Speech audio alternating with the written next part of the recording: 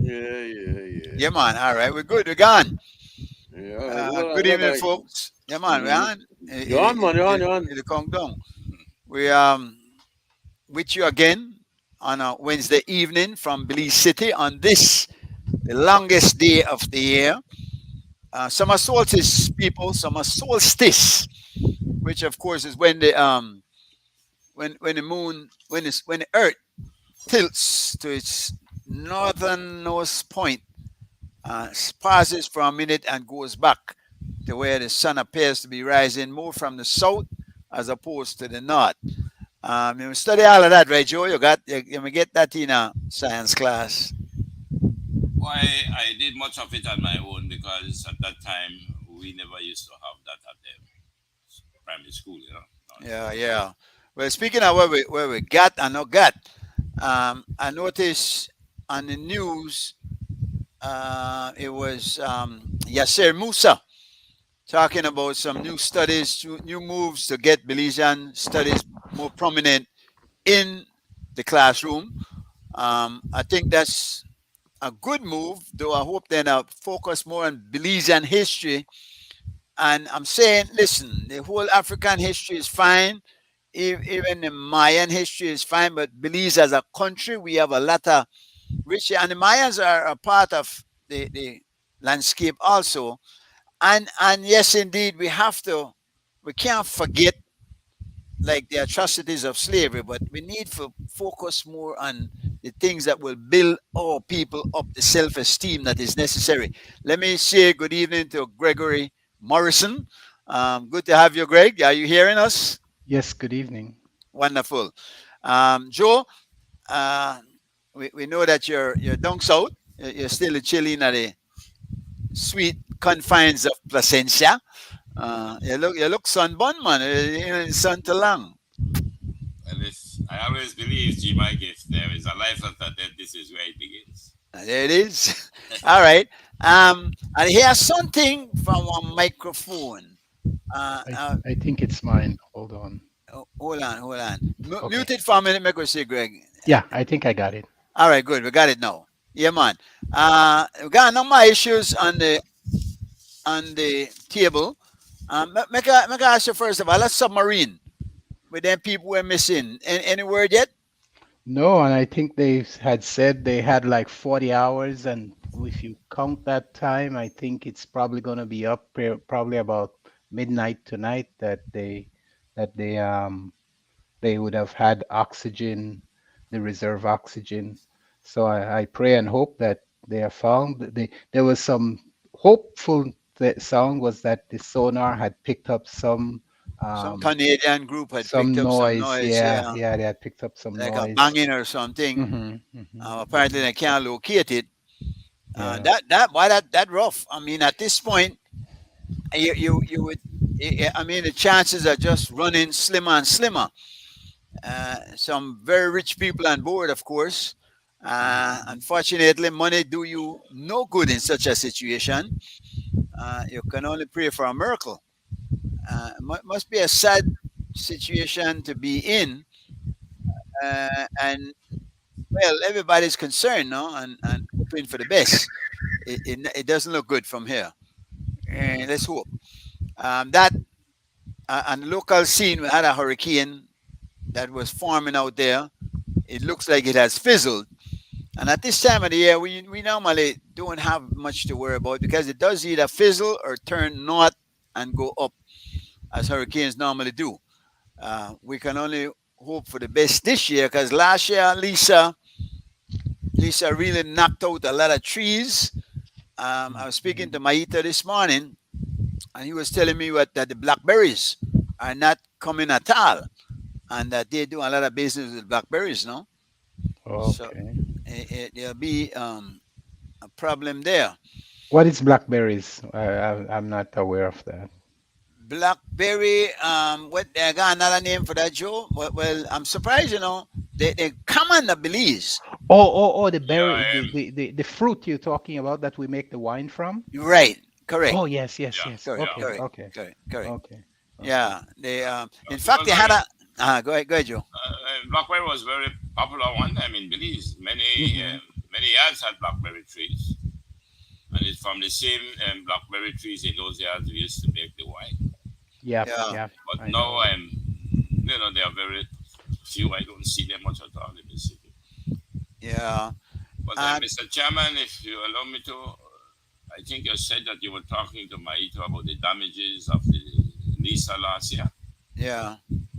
And I just want to add something to that I was extremely surprised. Hold on, Joe. I'll get that story once again, Greg. That what? That something that breeze like the blow. Something.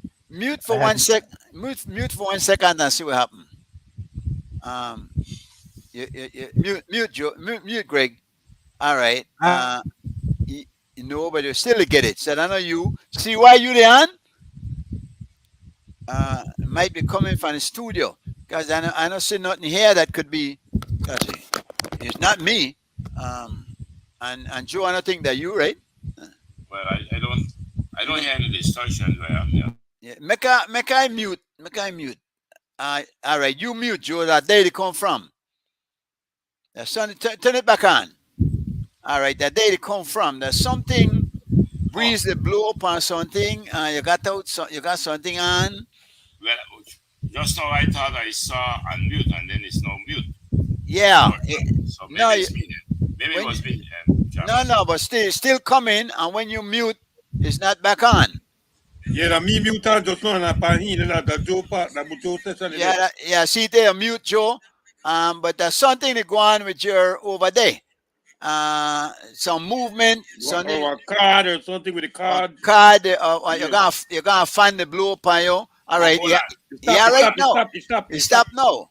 Okay. Yeah. Stop now. Oh no. See it start again. There's something. Maybe it's the fan. Hold on, let me see if it's that. Yeah, it's a fan. It's a fan. It's a Yeah. fan blowing on the mic. Yeah. We have to switch a little bit. Hold on. Yeah. you're good now. That. Turn it away from you, man. Turn it away Yeah, from you. So you're not blowing to the microphone, no?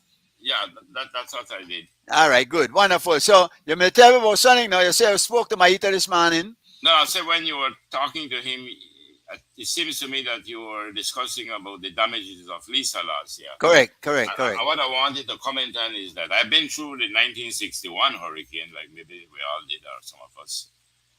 And with the hurricanes, we think of the wind, we think of the water. Those are the two main things apart from, thunder and lightning. But what I found about Lisa, it was not the wind, it was the water. The amount of water that hurricane brought was very, very much. I beg to differ.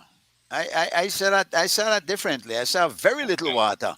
I saw lots of wind. Where we were, for example, where I live in Kings Park, the water wasn't that high.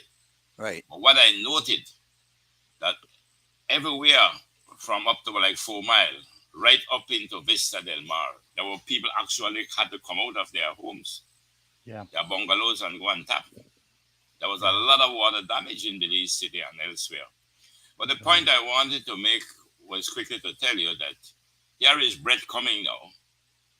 And yes, it is likely that given the atmospheric conditions, that they expect that when they reach nearer into Central America, it will weaken. Mm-hmm.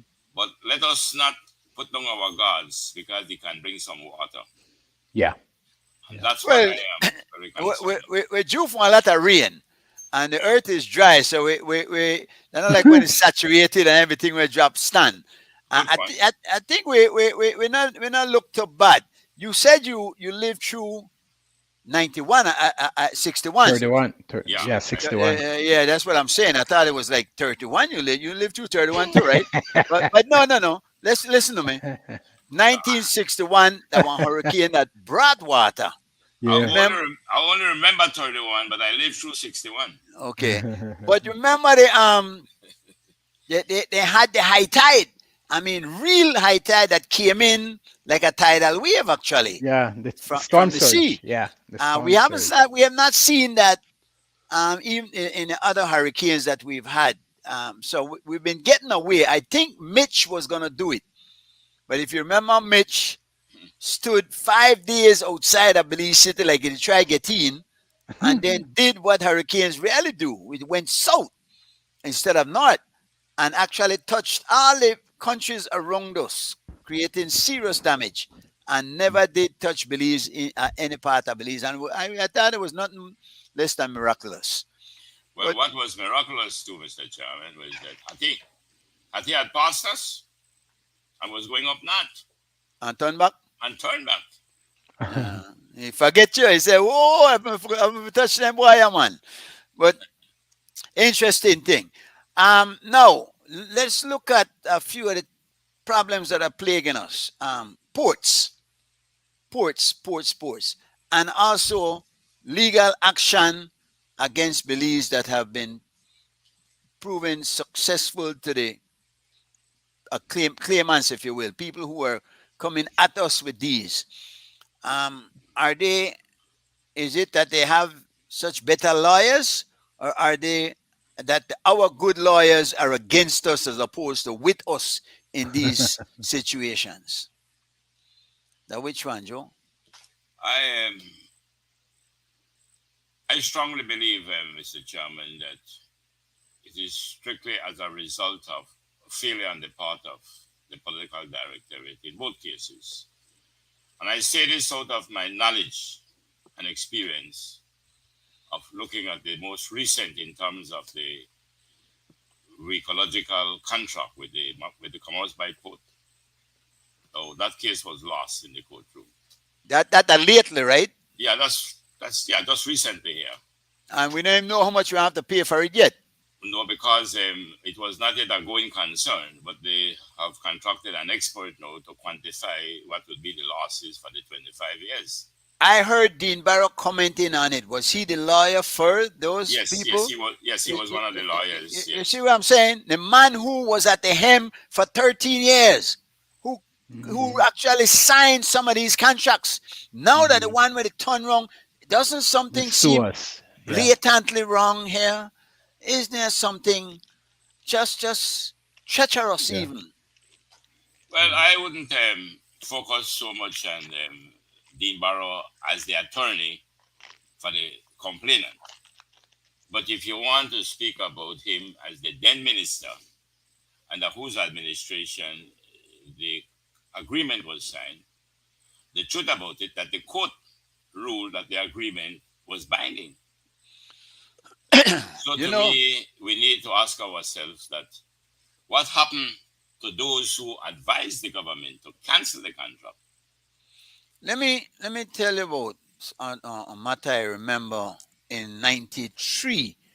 I believe it was Serrano, then president of Guatemala, recognized Belize. He was removed from government, but then they took it to court, and the Supreme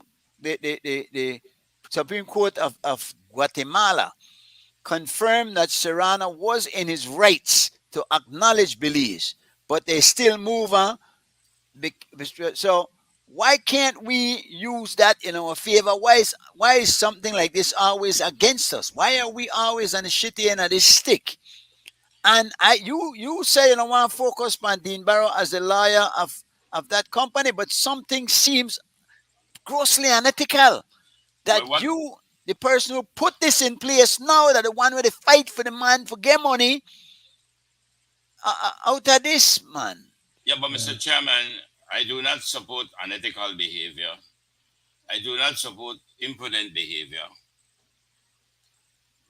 Obviously, what I believe that we should be doing is make sure that whenever we enter into any agreements, our political directorate, it must be in accordance with the rule of the law. Now, if you look at these cases that have been coming from both sides, there was not a case where they were complying with the rule of the law. For example, if you look at this recent case with the Comoros Bight, the merits of whether the government at the time should have given a lease for 25 years for the development and management and operation of the Comoros Bight. All right, that's a policy issue. But the truth about it, it was given for 25 years for the development and management of the Comoros Bight Port. Was that an excessive period of time, or was that in the normal course of things? So I think for the kind of investment, the 25 years lease was reasonable.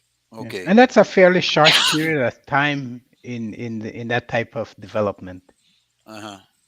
Okay, to recover your investments, Greg. Right. Right. So That's correct. when Yes. you are giving a lease, whether a private sector or government, obviously the agreement between both parties will have to be it was a giving for a length of time to allow you to recover your investment and a return on it.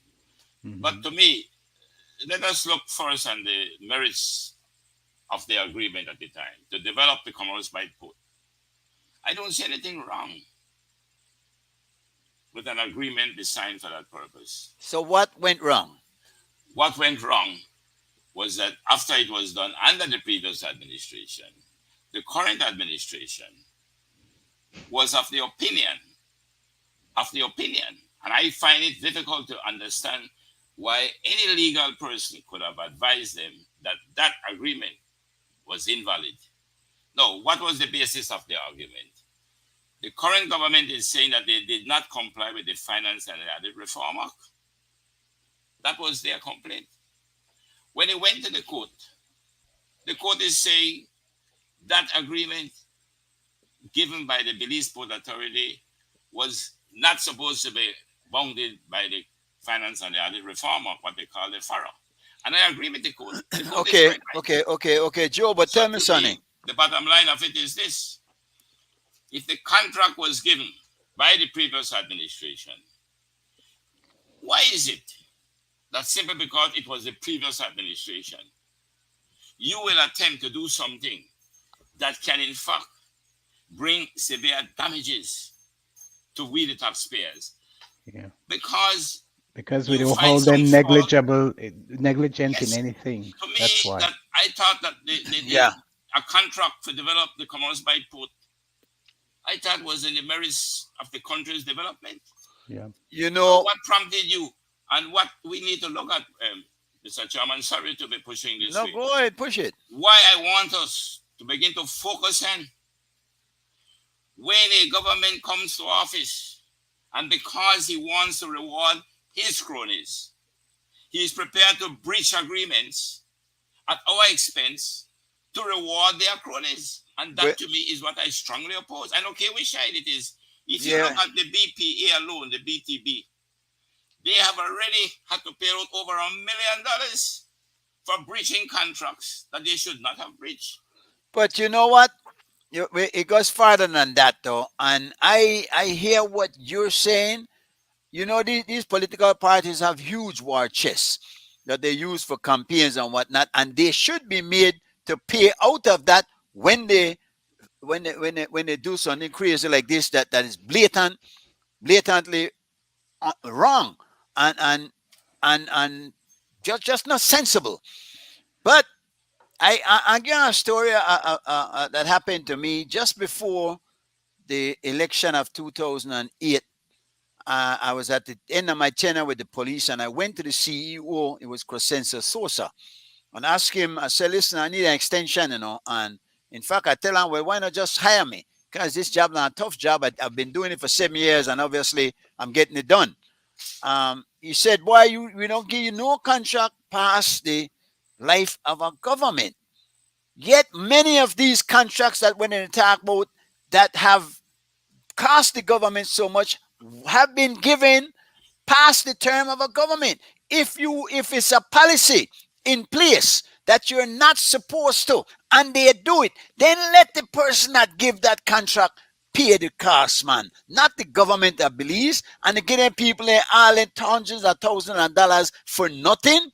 And I sincerely believe there's collusion between these two governments at that level. I just my opinion. Mr. Chairman, let me tell you what. That opinion, I would want to give you a gold medal for it. I'll be serious about it. I believe that the time has long come for whenever a minister of government does an improper or illegal act, we should not make the state, the taxpayers have to pay for it. Let them pay. And many times they can afford it. And I know of cases, because I was involved in it, two cases, and I spoke to you about it before on this show, where we took action against a minister for improper behavior. And we won the case. And the court awarded damages to the company. But who paid it? The taxpayers. I think the minister should have been made accountable and responsible. And so I agree with you. Those are the things that we should be looking at when we're talking about reform. Like the politician who abused the law, and I believe that there is a law, an old British law, that Conte was trying to get Belize to look at seriously, is what we call the misfeasance in public office. I see they got one now within the work pan where they're trying to recover illegally gained. What are they, what are the term? Asset recovery. Right. And explain wealth. Is that going to fly? Is that going to go anywhere? I believe that the law is a very good law. But the issue that is facing us again, Mr. Chairman, that we have rather good laws, but the problem is how do we enforce these laws? How do we get compliance with them? I was listening to Perafit this morning on Love FM. I don't know if you heard him. Very good liar, if not lawyer, because he has a way of getting things across, which obviously, but the problem is that he had Rene Villanueva and Troy Gabb, and he had them wrapped around his finger. That one funny thing, you know, when you put two people in a room and they're not a match for each other, or they can't come up to the level of argument, you're got a problem, because he knows how to argue, and he really, every time they brought up a point that would have been a salient point, he was able to dazzle around it and dance around it and come up with a lead joke, and all of a sudden it changed to something else. He was saying that he thinks that and in fact Troy Gabb made a point to him that when they were in government, he himself voted, he was in the Senate, I believe, voted against that very law that they were trying to pass. And he's saying, oh, well, we vote for it because they just want to arbitrarily go and take what people think. And how can you tell a man that he get this because of drug transactions? Now, this had nothing to do with drugs, but bringing up drugs, of course, it shifted the discussion to something else. But he was saying that his problem is that the government only wants to go back to like 211 or something like that, 2011, and he thinks they should go back to independence. What do you think about that? And then Greg, I want your opinion on that one. What is happening, as I understand it, is that the law in itself allows retroactivity, I think, about some 20 years or something like that. Right. Yeah. But if you want it to go beyond, then you go to the court. Now, I do agree with lawyer Michael Perafit. I believe that the law should have been made to apply beyond that period without having to go to the court to get it done. Because, one, what it could be doing is that we will not recover the period of the PUP era. Right.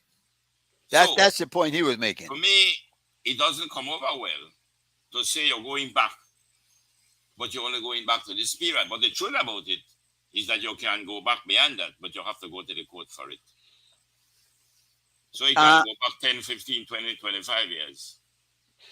I think you should be able to go back and yeah, let independence be a cutoff point. Since independence, both parties have had, well, to this point now, UDP has had more years in government than the PUP. But certainly, they both have had terms in government where a lot has been done that has come into question. We need to bring somebody accountable. In a case like this, with this latest Portigo, Port 1, where Erwin Contreras went out and signed this thing arbitrarily. And they're saying that it was not taken to cabinet. And nobody knew about it, only Contreras. Now, Janet took the paper and tore it up in front of everybody in the House of Representatives. But yet now we understand that they're renegotiating it. Where do we stand on this, and where should we stand on this? In the first instance, when Contreras signed that agreement, a definitive agreement, on the 1st of October, Contreras had no authority and no right to sign that agreement. So, to my mind, and my knowledge, and my years of experience in government, that agreement is certainly not valid. No, we understand, or I understand, we all did, that at the last the House meeting, the Minister of Education, Honorable Francis Fonseca, got an opinion. And I would like to read that opinion from a lawyer outside, suggesting that it was better for us not to breach the agreement because it has maybe the potential of damages. But to me, I don't understand how can it? Exactly. If it's not. If you have a minister, and I don't want to draw the contrast here because those laws, I have worked with them for over 20 years, more than 20 years.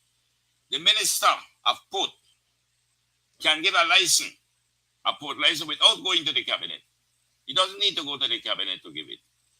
But by convention, if he should give it, by convention, he would go to the cabinet. Because you do not have to go to the parliament to get approval for a license. If you want to give a license for bus service, you don't go to the parliament to get permission. There are certain things that ministers can do without going to the cabinet or even going to parliament.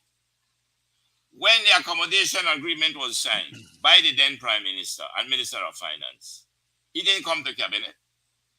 But it was a valid agreement that committed the government. Now, when Contreras signed that one on the first, Contreras was not a minister responsible for port. Was Contreras the minister for finance? So how could Contreras been given an agreement for a license to be granted and even an agreement for fiscal incentive to be given? And now it's go to the parliament to codify what needs to be codified into law. He can tell you, well, boy, what I did was to make a promise to them, but it's not legally binding. It shouldn't be. It should not be. So I don't know which lawyer this, and I'm willing to. I'd like to challenge the lawyer myself. Now, obviously, most people who have seen or even skirmished around this agreement has said that it's a scandalous document, that it was given away way too much. Shine has made the point in asking the Prime Minister, if it was such a scandalous document, why are you guys taking it to your cabinet to try and get it passed, or at least examine to see what they can do with it? Is there, I mean, isn't there something shaky about that too? Doesn't the Prime Minister or the leader of the opposition an answer to that question? I believe he does.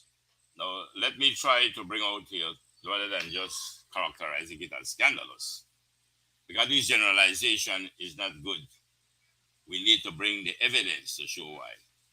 Why I believe that definitive agreement was in fact improper, contrary to any kind of development policy for this country, is that fiscal incentives are granted only when you want to invite investors, foreign or local, to invest either in a sector of the economy or a certain part of the economy, and that investment is a high-risk investment. That is difficult to get somebody to invest, but you want it because it will help the development of your country. So the fiscal incentive now was designed as a law that the government now will subsidize your investment so that you will be encouraged to invest. If you have 3 ports, 3 competitors right now in this era, within this era of Belize City and not far out, 3 of them vying for a cruise ship port, Where is the reason to give fiscal incentive? None. But it was not only the normal fiscal incentive of business tax, customs duties. No, it even went beyond. It was given in fiscal incentive to even the shareholders of the investors. So, yes, it was scandalous, but it was scandalous for the reason that those fiscal incentives had no part in the spirit and on the letter of the law of fiscal incentives in this country. None whatsoever. It was also scandalous because of the timing of the signing of this document, just a couple weeks, I believe, before the government change, and when the writing was on the wall that in fact the UDP had no chance. In fact, a number of their big people had already made known that they were going to be retiring. So he signed this now, and is it not time that we can put something in our laws to be able to look at these things that are done, and we get back to the contracts that have been signed past the term of the government? Isn't there something that can be put in, maybe even in the Constitution, since we are considering reform now, to where no government like that is allowed unless, of course, the opposition is totally on board? Because, I mean, that is what they're there for, not just to oppose to everything and to discontinue everything that is started by the previous government, which, of course, is where we get in trouble most of the time. They refute, and we have no continuity. Now, we can't have continuity behind something like this. That's terrible. But there must have been some way where the opposition or the incoming government had been consulted, and one wonders now if maybe they had indeed not been consulted, or were they? What happened, Mr. Chairman, is that once the parliament is dissolved, no laws can be passed.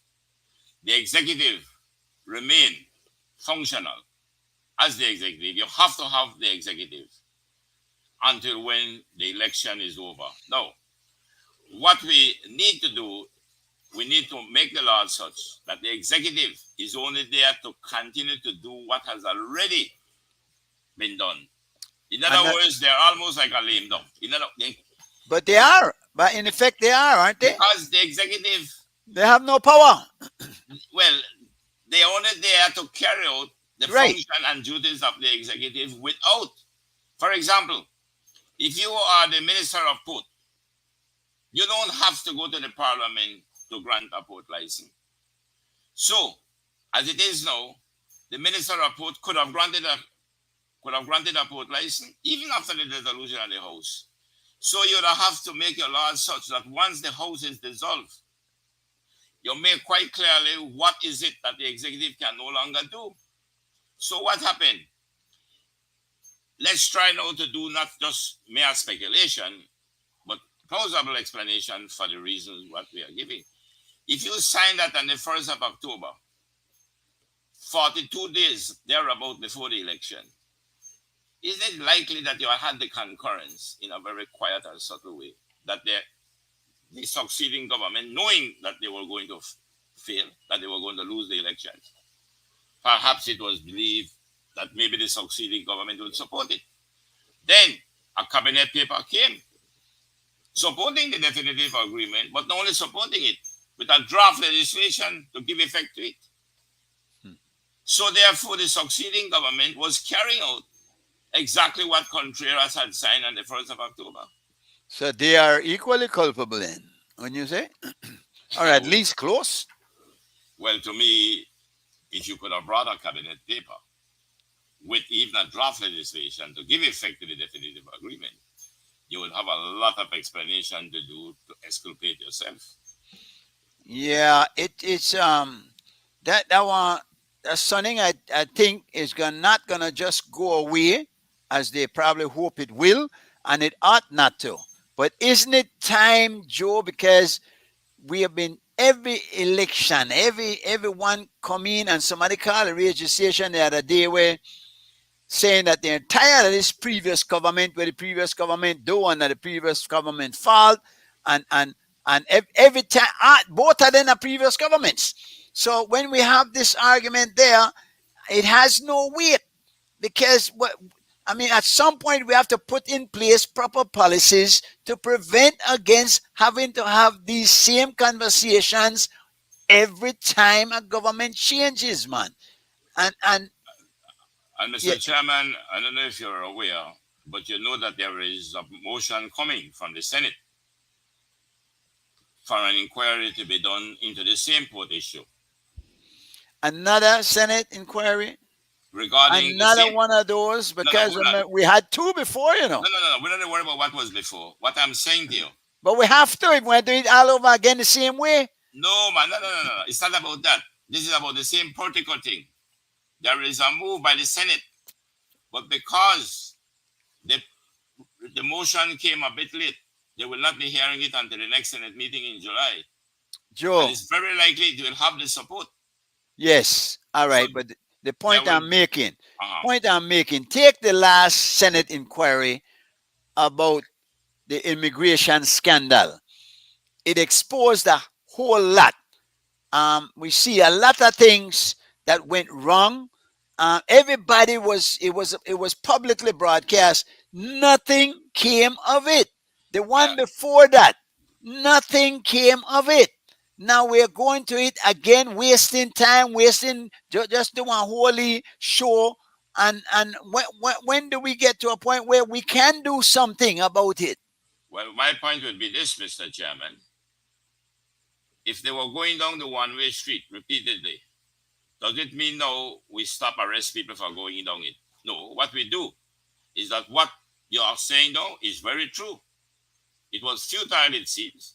It was just a masquerade of going through an inquiry. But that doesn't mean there should not be another move to do it.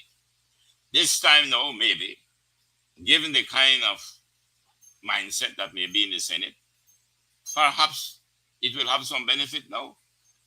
So I don't think that because we did not pursue it to the ultimate end, to demerit those and punish those who were to be punished, it means now that we must totally ignore what we should be doing. Yeah, but you know the definition of insanity, right? So you're going to do the same thing over and over again and expect different results. I mean, you really are going to do that? You No, really think that something else going to happen when in fact you talk about the mindset, but me not see no change in no mindset. And the Senate itself, I really think it's time they abolish the Senate. I really think. How many members of the Senate there were at the time when we had those inquiries? It was, well, we had gotten the 13. We had already gotten the 13 because I remember Ashley Rock was in there representing the church at the time, which were where the 13th senator came from. No, the 13th senator wasn't from the church. The 13th senator was to come from the NGO, and Barrow deliberately blocked it. And then the teachers' union and then begin to protest and force Barrow to appoint the 13th senator, which was supposed to be the NGO senator. Now you have an NGO senator, which you never had then. But my point is this, Mr. Chairman. I fully agree with you that they did the inquiry, they found what were wrong, but nobody paid the price. There was no punitive measures taken, and that was wrong. But I don't believe that because it wasn't had the consequences of the findings that we must now sit back and don't do anything. Well, I don't waste some money. You know how much it costs? But I can only say it's a waste of money when it is finished again. That's the price you pay for your democracy, Mr. Chairman. Why that one big price? That too expensive. That democracy, they know what a damn. Because that's not democracy. I would think that's a sham. When they had the last inquiry, we never had this show. We did. Why? Yeah, I don't see that as a good reason as to why to expect anything different. We had the same government in place, the same. Sorry to interrupt, Mr. Chairman. I believe it is my belief that there is beginning to be a more increased awareness. Do you really think so? Yes. I have been hearing people. I have been listening to people. Yourself listen to a lot of people. And I begin to sense that there is a bound of energy bubbling up. There's a rumbling of discontent. And I don't sit back and believe that it will be all over the same thing. No. I think a change will come. You know, that one funny thing, because again, I listened to Michael Perfit this morning on the radio, and I'm saying that all you take that somebody convincing, and fools fall in line and follow every time. He was very convincing, but looking through it upon examination, I found that he was distracting the guests from the points they were trying to make. He was going, and he brought up different red herrings and straw men fallacies that were not really adding to the whole what we're trying to establish, the points that we're trying to get at. And it was amusing because he's funny, and he even joked about himself, because at the end of the day, the guest said, the host said, well, boy, we need to discuss this more because there's more meat we need to cover. And he said, well, yeah, but I got a lot of meat also for the get, so don't worry about it. So Well, he making fun of himself, and that's all right, but I want ploy. but let me do a suggestion. The host, apparently from what I'm hearing, should have been Troy and Renee. Rene, yeah, Perifit was the guest. right. So why don't you bring him the guest on this show and see if you will find a Troy and a Renee on this show? Good You bring point. him on this show.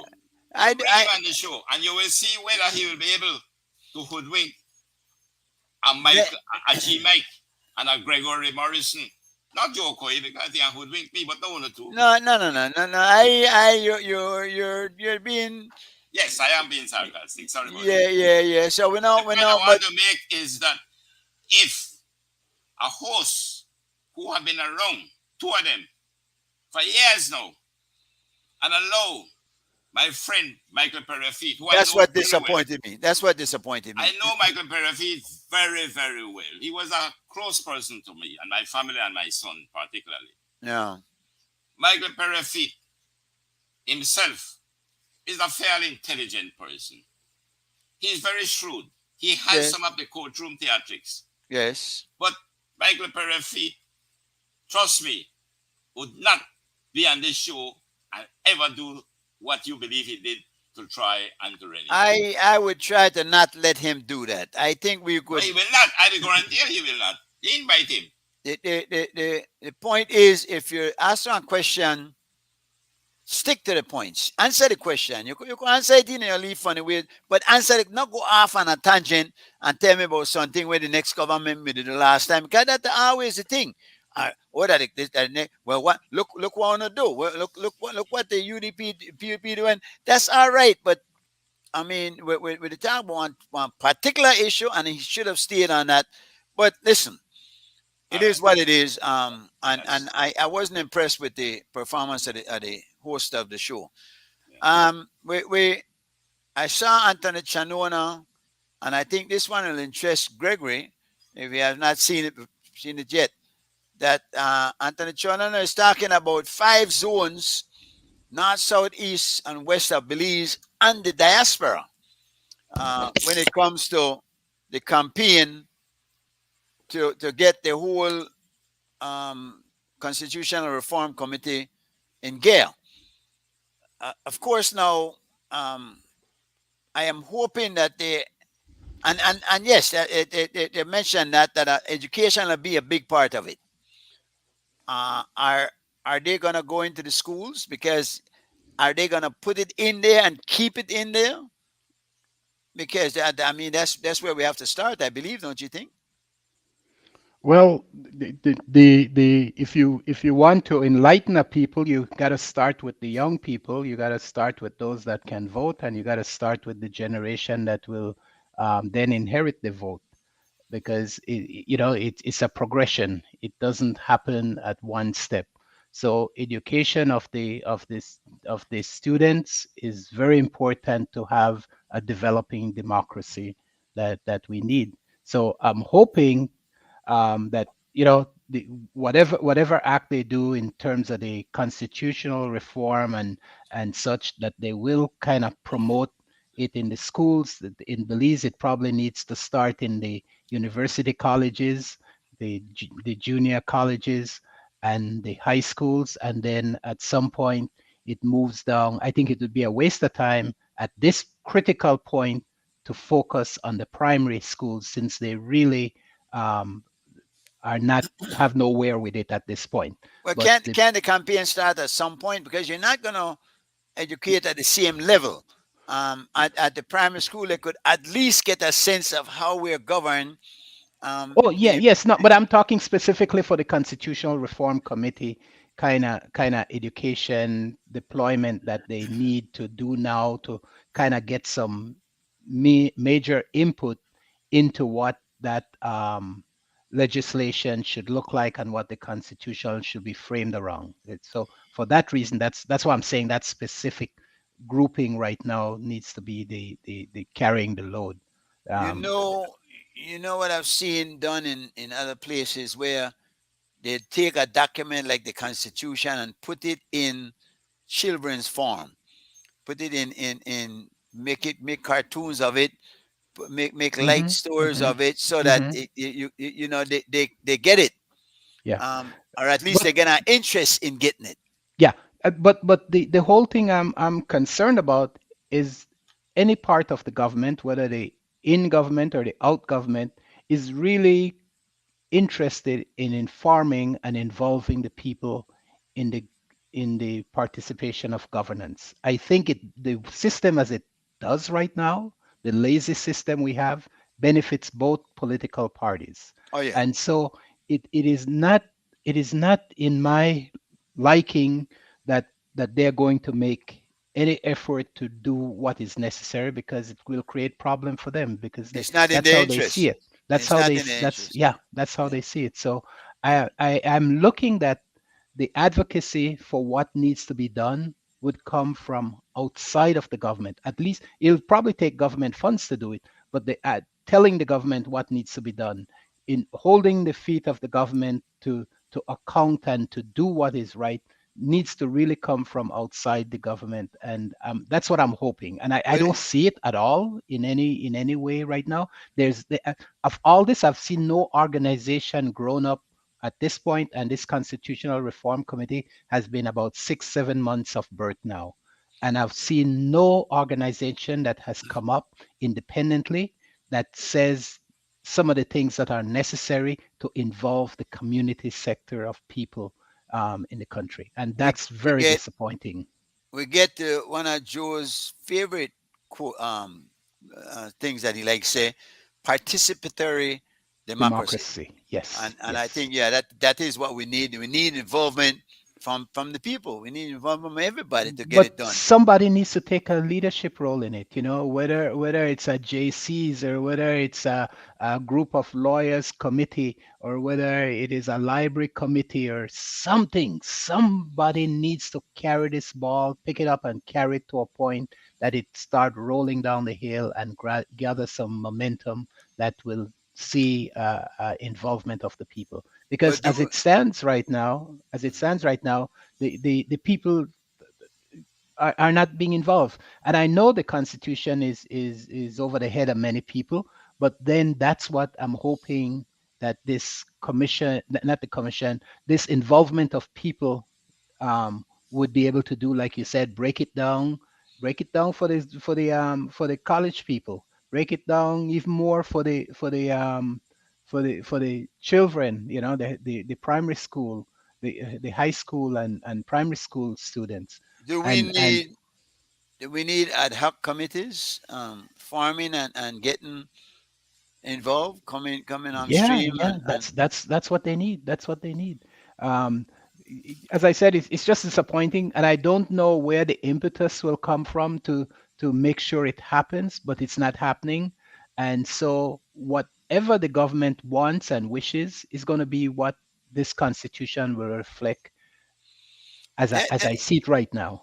I am really concerned about that, because there are some people who believe they have an agenda, They do, um, of course. You don't go and about this without an agenda, right, and right? they don't want to do. No government is going to give up power that easily. So I don't see them doing this to be able to give power. Now, if there's pressure coming from, say, like the UNICAC and the United Nations thing, I could understand then, but for them to just be saying, well, listen, we want to change the constitution because we want to give more power to the people. I get very suspicious when I hear that. Yeah. Well, see, Joe? UNCA is very narrow-minded in terms of what their role is in any society. So I don't expect UNCA to Well, have that. That's just I one don't little know. clause in the entire Constitution. The Constitution is so broad that it deals with so many things that governs our very existence, and so we need to have some of the. But Uncock is can present a deterrent. I mean, Yeah, but they're they're mostly anti-corruption. accountable. Yeah, yeah. That's why I said they're one aspect of constitution validity and ensuring the democratic role of government. That's one segment of it.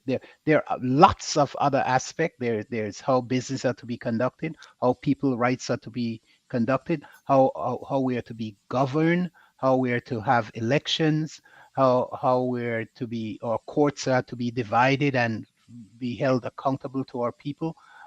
All those are parts of it which has very little to do with UNCA, although I don't think so, Greg. I okay. don't think so. I think that they're there. We got right and wrong, and they're there to ensure that things are done the right way, and they can involve themselves in this. I see that Belize has now an ombudsman. Mm, For a long time, he kind of slip in. I'm hearing a yeah. little about him now. Whatever happened, Joe, to the Integrity Commission? Because now the Integrity Commission, it was funny, they were not getting any people involved because um, there was something there that would address what was it, the politically connected people. In other words, those people who are also connected with you would be under scrutiny. um, they obviously are not paying much attention to that right now. I mean, of course, the distractions are many, but do we have that integrity commission? Did we ever get one established, or didn't we? Yeah, the Integrity Commission for a while obviously wasn't operating. And again, let me see if I could put my thoughts together as what I'd like to focus on in answering the question.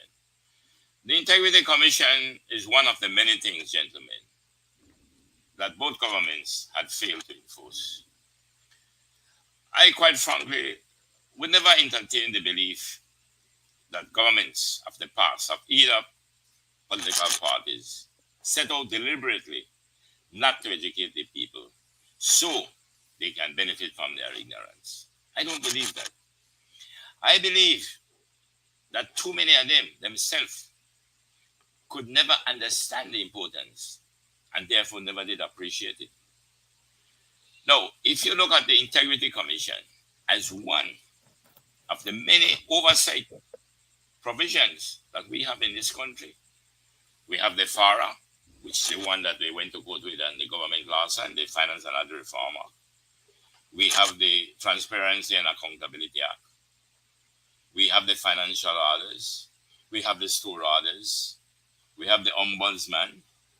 If you look at the gamut of oversight that this country has, if we could only come around to make sure that all these are being enforced, we will have good governance. My point is this, and the answer to the chairman question. If I were to tell you how scandalous it was to undermine the setting up of the Integrity Commission because someone close to me was involved, they needed to have an accountant on the commission by the law. The Chamber of Commerce calling the then Prime Minister to set up the Integrity Commission. And if anybody knows about the Integrity Commission, it will be able to show you indeed how many of them could have in fact made accountable to the tax department for wealth that cannot be explained. But when they left it there dormant, the chamber made a move to make a demand on the Prime Minister to insist that they set up the Integrity Commission. He said that the only problem he has, because he cannot get people to serve because of this PEP thing, this politically exposed persons, Right. which was not really true. So, what they needed now by law for the Integrity Commission, they need to have a member from the Institute of Chartered Accountants to be a member of it.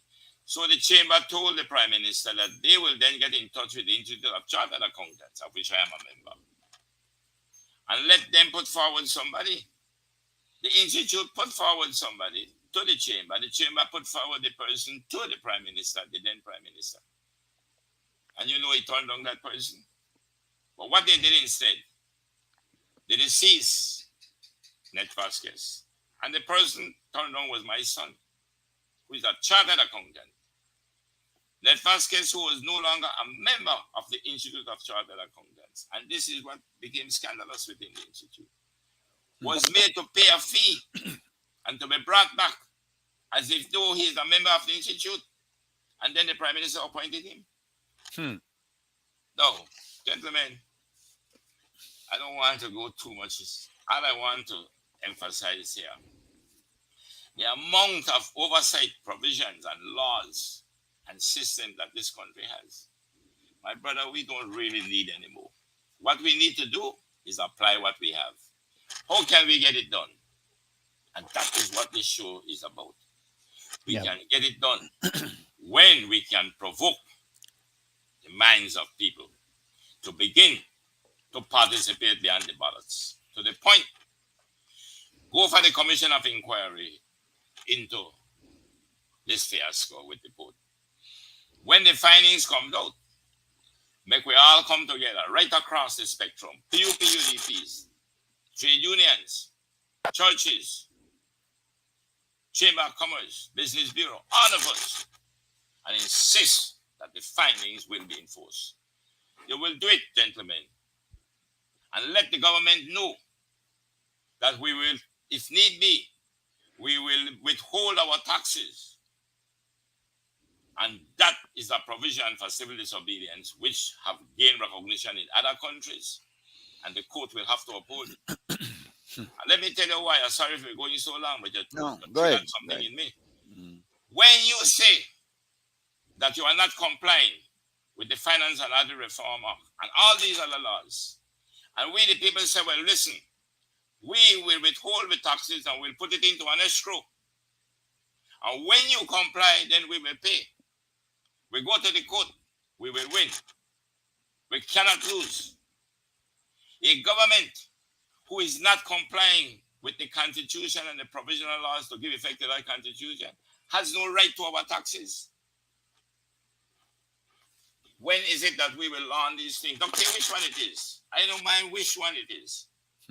If you were to comply with these laws and you are not, and it has to do with our taxes, and we withhold those taxes, which court will ever force us to pay? They will not. That will be a bold move. I'd like to see it happen, but of course it will take involvement.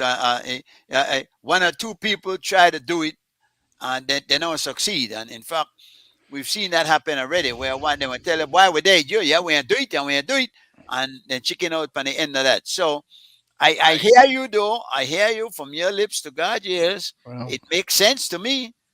It would work. It would have to work. You're right. And then part of the way you laid out, getting it done, of course, is the challenge. Well, like I all, said, all these things are hard, but I think that we got to start moving. If we really have the interests of the country, we have to organize ourselves and we have to move in some of those directions that will do everything we can to hold the government accountable. Because, as Mr. Cowie said, we have all the laws on the books already, but we are not enforcing them. They are not enforceable because it is carried out by cronies and people that are put there without any responsibility to the masses and to the community of Belizeans, and their only concern and adherence is the political stewardship that appoints them. And what And we the, got to move away from that. and the political mileage they get from whatever they do, no? Yeah. Let me, I'm speaking of organizing, because I want touch more on these 5 zones that Mr. Anthony Tronona is proposing. One being the diaspora. Will the diaspora be able to organize themselves into a formidable bloc, a bloc that can have some kind of leverage to work with? Can we get the big communities of Chicago, LA, New York, Miami, come Houston. Houston, come Yeah. together and come up with some consensus as to which way to go forward, and without it being just a one issue fight Yeah. where just want to be able to run. Because how many people you know in the U.S. that wants to run for office? Not many, I don't think. Yeah. We cannot let that run the the showman. As far as we cannot let that be the guiding policy here, or the overwhelming focus. I think there's a lot Well, more. I think in general the diaspora is just as splintered as the people are in Belize. They're just as nonchalant. They're Even Belizeans more so, after yeah, all. yeah, They're, even they're more. they're Belizeans after all, and we seem to carry our disposition with us wherever we go to a great extent. But I do believe that we have seen organization of the diaspora in the past. We have seen it in the 70s and 60s when they were organizing against Guatemala. We have seen it in some more recent times when they were organizing through things like the what was it, the consortium of Belizeans. So there are those possibilities that some of those things can be re-resurrected and can work in ways. Um, I'm not sure that it has to be political in terms of appointing or electing a diaspora representative. I don't think it needs to necessarily be on a political basis. It could just be. I would prefer that someone like that would be an independent mind. We know people always have their allegiance and leaning. We're humans after all. But I'm hoping that a person that would be running for those type of position from the diaspora wouldn't come across as vote for me, I'm PUP, or I'm going to be a PUP voter, or vote for me, I'm going to be the UDP vote. I want them to be a vote if they're going to be representing us in any capacity within the National Assembly, to be a diaspora vote and a Belizean vote. That would be the best that we could hope for. A couple of names have been thrown out. One is Ray Gungara. He's a person that has been active abroad. There's somebody else that was some other name I heard, but do the diaspora, you believe, have confidence in any persons there to say, all right, this person can represent us? And is there a name that you would have in mind that you could propose?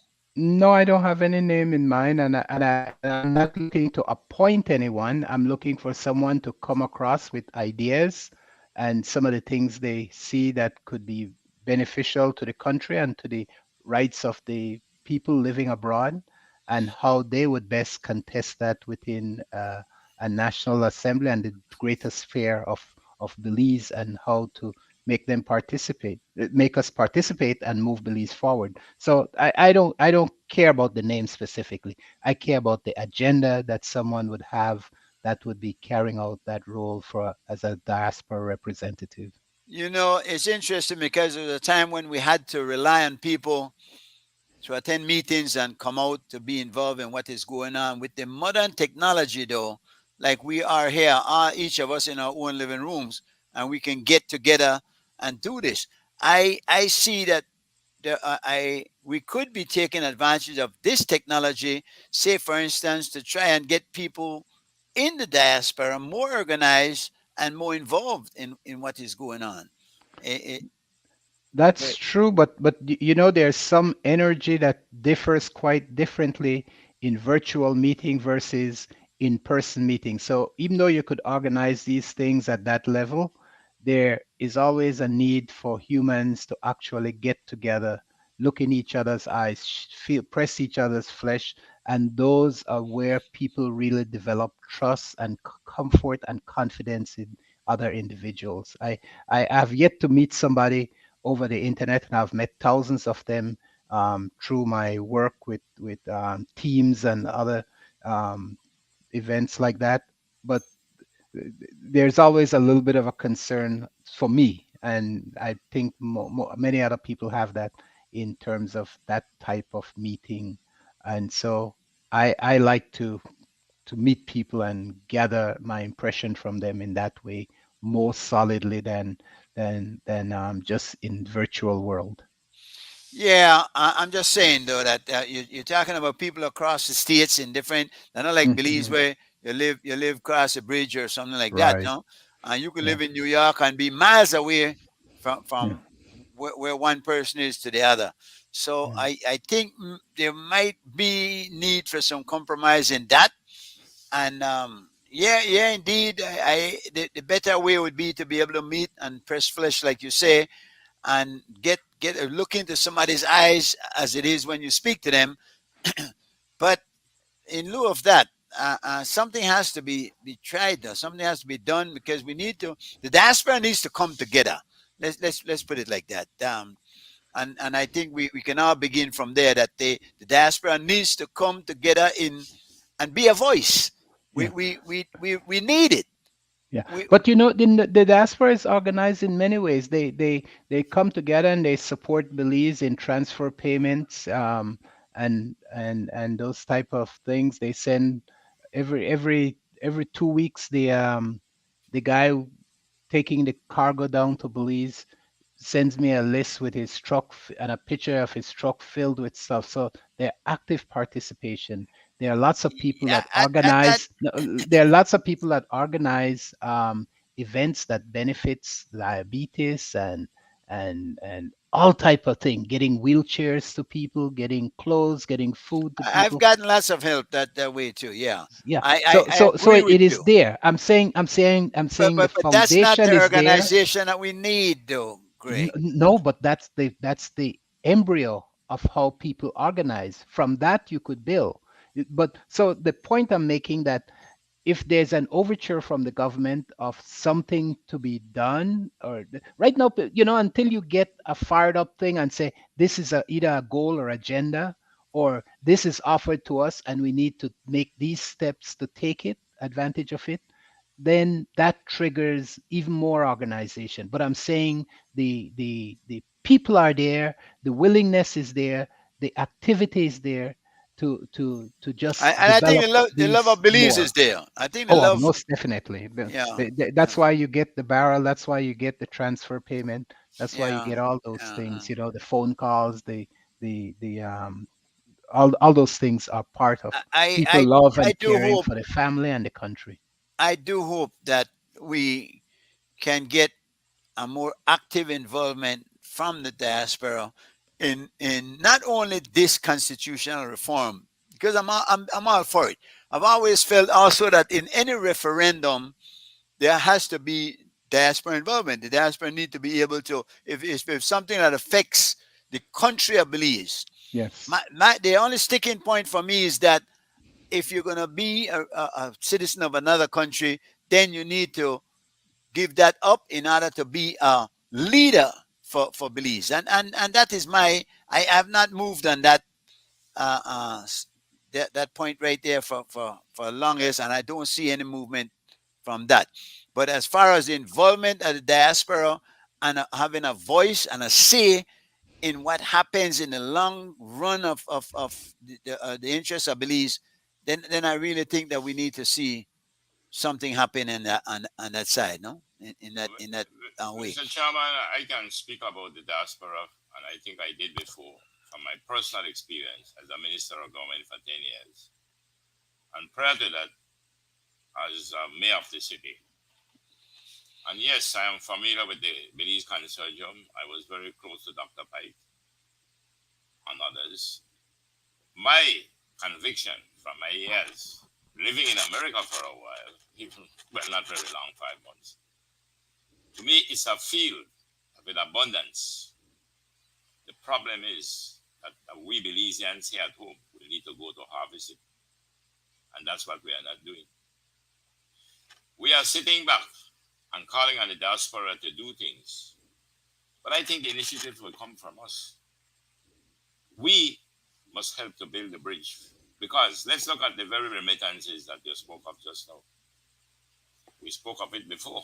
How much does it amount to per year? What is the remittance to Belize? A substantial amount. A substantial amount. Well, what is substantial? Millions. It's a couple $100 million. It's 133 million, the last count. Mm-hmm. Now, if you look at 133 million, just the remittances, that's the dollar remittance. Mm-hmm. But as Mr. Morrison mentioned, every week those trucks are coming.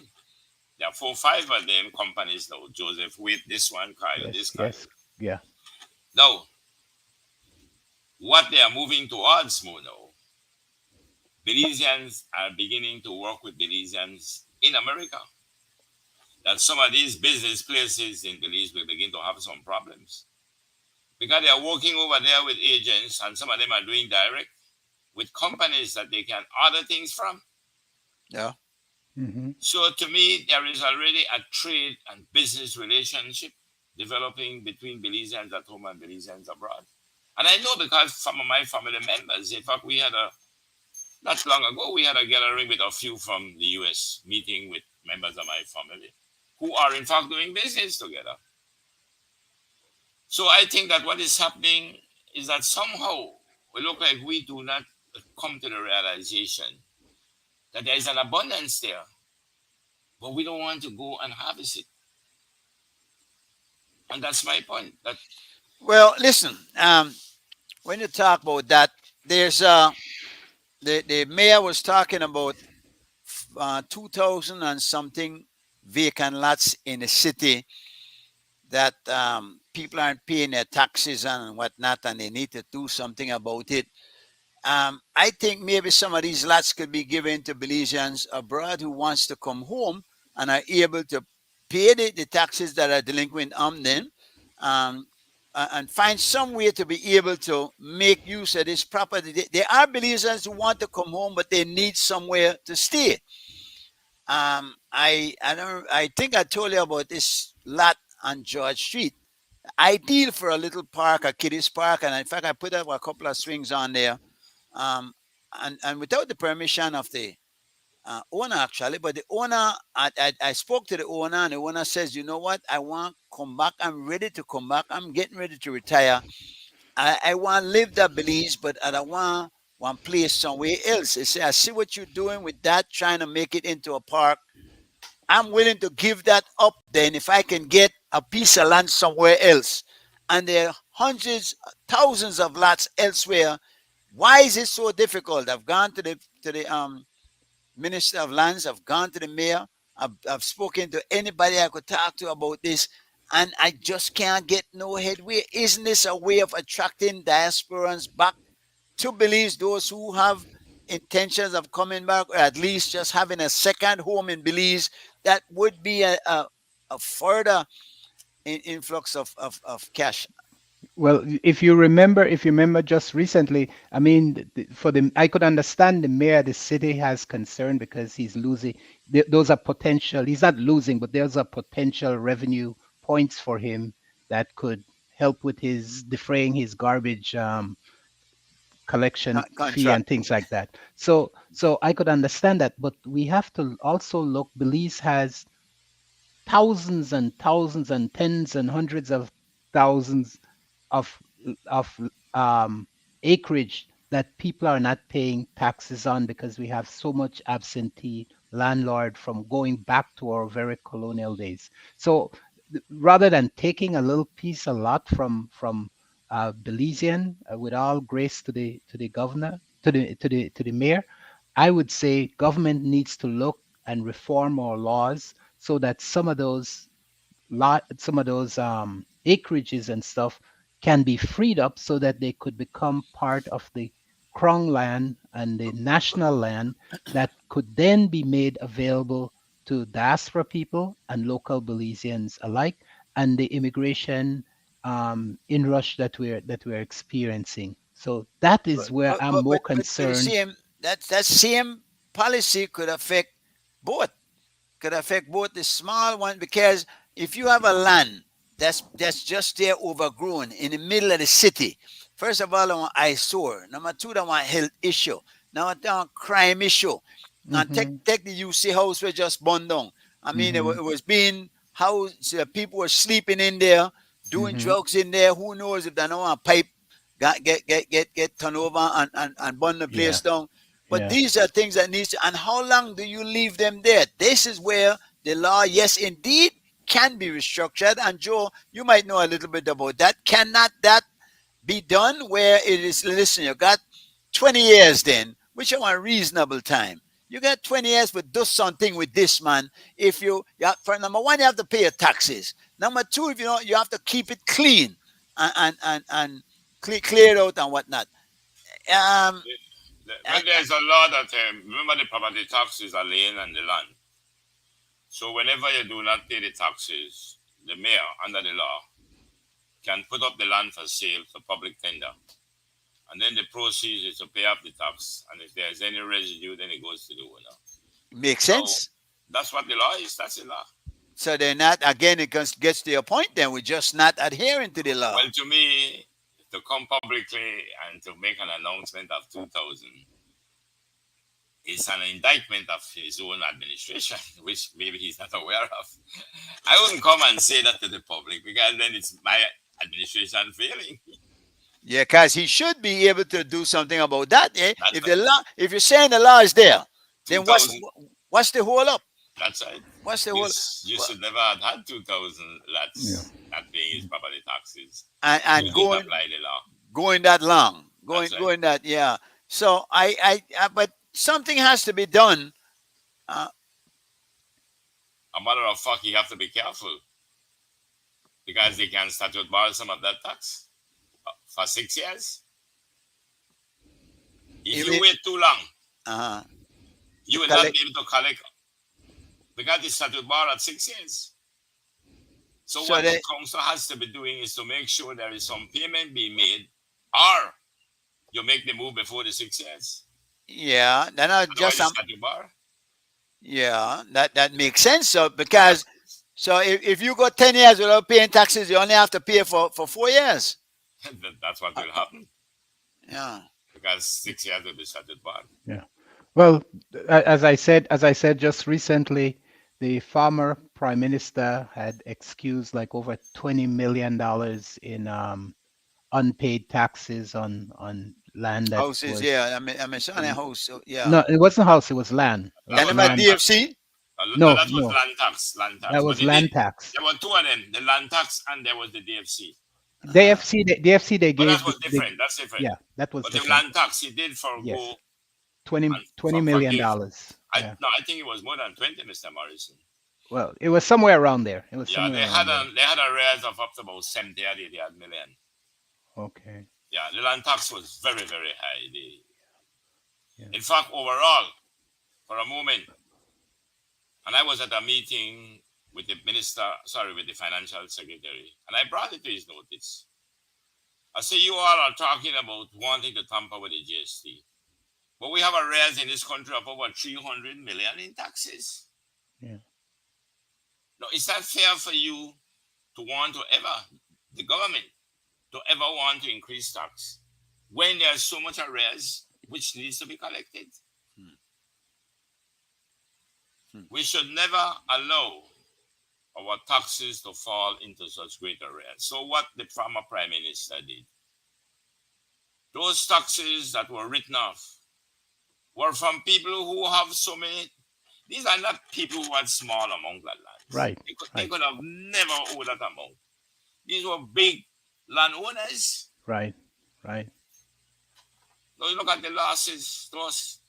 Yeah. How many children could have gotten that money to help them in school, in education, in healthcare? These are the things that we should not be tolerating. But I also don't see, and again, we get to the other side of this thing where these owners are not paying their taxes, and many can afford it. they just refuse to pay the taxes, and so there has to be something in place, man. But how can you say that you have hundreds of acres of land and you cannot afford to pay? Then sell the land and pay it. At least sell part of it or do Of something. course. Yeah, so course. I think, and again, I have to agree with you more and more on that we're just not using the laws that we have in place to get what needs to be done. So many times you complain that things aren't being done, but we are not doing what is necessary to get them done. Well, that's the problem when you have politicians as your lawyer class, because they are also representing some of these absentee landowners in their interests, and then they're in politics, and so they're not going to do what is best for the regular people in the country. I think also too, Greg, it seems that we're too we seem more to consider the interests of the miscreants. We're more concerned about protecting those who are doing the wrong thing than making sure the right thing is done and rewarding those who do the right thing. I just see that we seem to, every time something come up, oh well, we have to worry about this. We can't do that to people like that, man. Look what they're doing to us. They're not paying the taxes. Well, the due process is a requirement under the law to help you not get sued and things like that. So I do believe we need to do what is prescribed by the law to But first of all, the law has to be acquire those just. property. Yeah. An unjust law is no law at all. So Yeah. the law has to be just to start with. So maybe that's what we need for start. Look at these laws and see what the good that they're doing and the good that they're not doing. At some point, Joe, I'm gonna get you and you too, Greg, could win on this. I've watched. Jules has a show on, and interesting enough, we go against him on Wednesday nights, Uncut, called right? Uncut. Yes. But I see he's been taking snippets and making political ads. Do you see something wrong here? Is it that you think he's getting the permission of those? Well, he certainly didn't get the permission of Chester because he took some quotes from Chester and not the full context neither of what the gentleman is saying. So I don't know if he'll be able to be getting many guests for too long, given that situation or that kind of slick move that he's pulling there. Have you seen it? You have a comment on it? I did. Oh, go ahead. You go ahead, Mr. Morrison. Go ahead, please. Oh, I did see some of them. I do think that Jules is kind of mischievous and he kind of provokes things. In time, some people are either gonna get wise to it or they'll just be a participatory actor in whatever he's doing out there. So when I think of the commissioner, he likes to be in the presence. So I don't know if it will deter him in any way from going and seeing Jules the next time. Yeah, he kind of likes being in front of the camera. And I don't know that's a good thing. In fact, we were having a discussion the other morning there. It's not a bad thing. I don't know if it's a good thing, but it's not a bad thing. Well, yeah, because I don't know. I told you before, I like my accountable people to be present and to be talking, because that's the only way I'm going to learn what's going on, what they're doing. Even when they lie to me, I could read that they have told me a lie. Interesting point of view. All right, yeah, man. But I don't know. I think do you think that the commissioner of police should be elected, or is it all right to keep him appointed by the prime minister? There's a number of positions I think should be elected, and the commissioner of police I don't mind the commissioner of police being elected. I don't mind the attorney general being elected, and there was another one I can't remember. Well, you got a contractor general. You got the those need to be appointed. Some of them need to be appointed. um, in some ways. But the certainly the commissioner of police, I don't have a problem with that being an elected office. Should we maybe make a recommendation on that? Greg, let me put you on the spot. If there's something you would like to see added or taken out of the Constitution, knowing that you don't have, you have not, you probably have not, you don't got the full scope of the Constitution in front of you, but you got my idea more that some of the things that are in Yeah, there. What yeah, are some of the things that you might, if we're to say, all right, let's put a list of things together that we'd like to yeah. see change in the Constitution. Well, Anything comes to mind? yeah, yeah. For one thing, I would like to see ministerial discretion removed from the Constitution, or the application of it as broadly as it is. I would like to be some real limits on what he can do. Um, I I would also like to have at some point all of the cabinet meeting minutes and discussion be made available to the public at a certain time. You know, like in America, they have this disclosure where after 10 years or 20 years, certain levels of information about actions of government and people within the government are made available to the public. So I would like to see something like that as part of our constitutional reform. Also, I I would like us to change our system of election to more something like a proportional representation, so that we could have more. I don't like the wide swings of elections where one day you wake up and you have 98% of the house, or 90% of the house, and the other party has 10%, even when their election voters that participated, that represented more of that um, party that failed so miserably in terms of actually winning seats. So I would like to see that our constitutional reform involves proportional representation. Those are some of the things that I thought are very important to help Belize in developing. Some of the other things I would like to see, and I know we discussed this some time ago, is an elected Senate, and I think there's some merit to that. And I don't think we have to get rid of the governor general, but if we do, I wouldn't mind having the governor general has some more role in terms of being more a middle person with accountability to the people than they are, and just blind consent to everything that the government does. Give them more Because teeth. Give them more yeah, teeth. yeah, yeah. Because I think they could structure it so that they have an office of their own in terms of an administrative staff, a legal staff that would advise them and make them more active in the participation of the affairs of governance, rather than, as I said, just being a rubber stamp for whichever party is in power. Joe is patiently waiting here.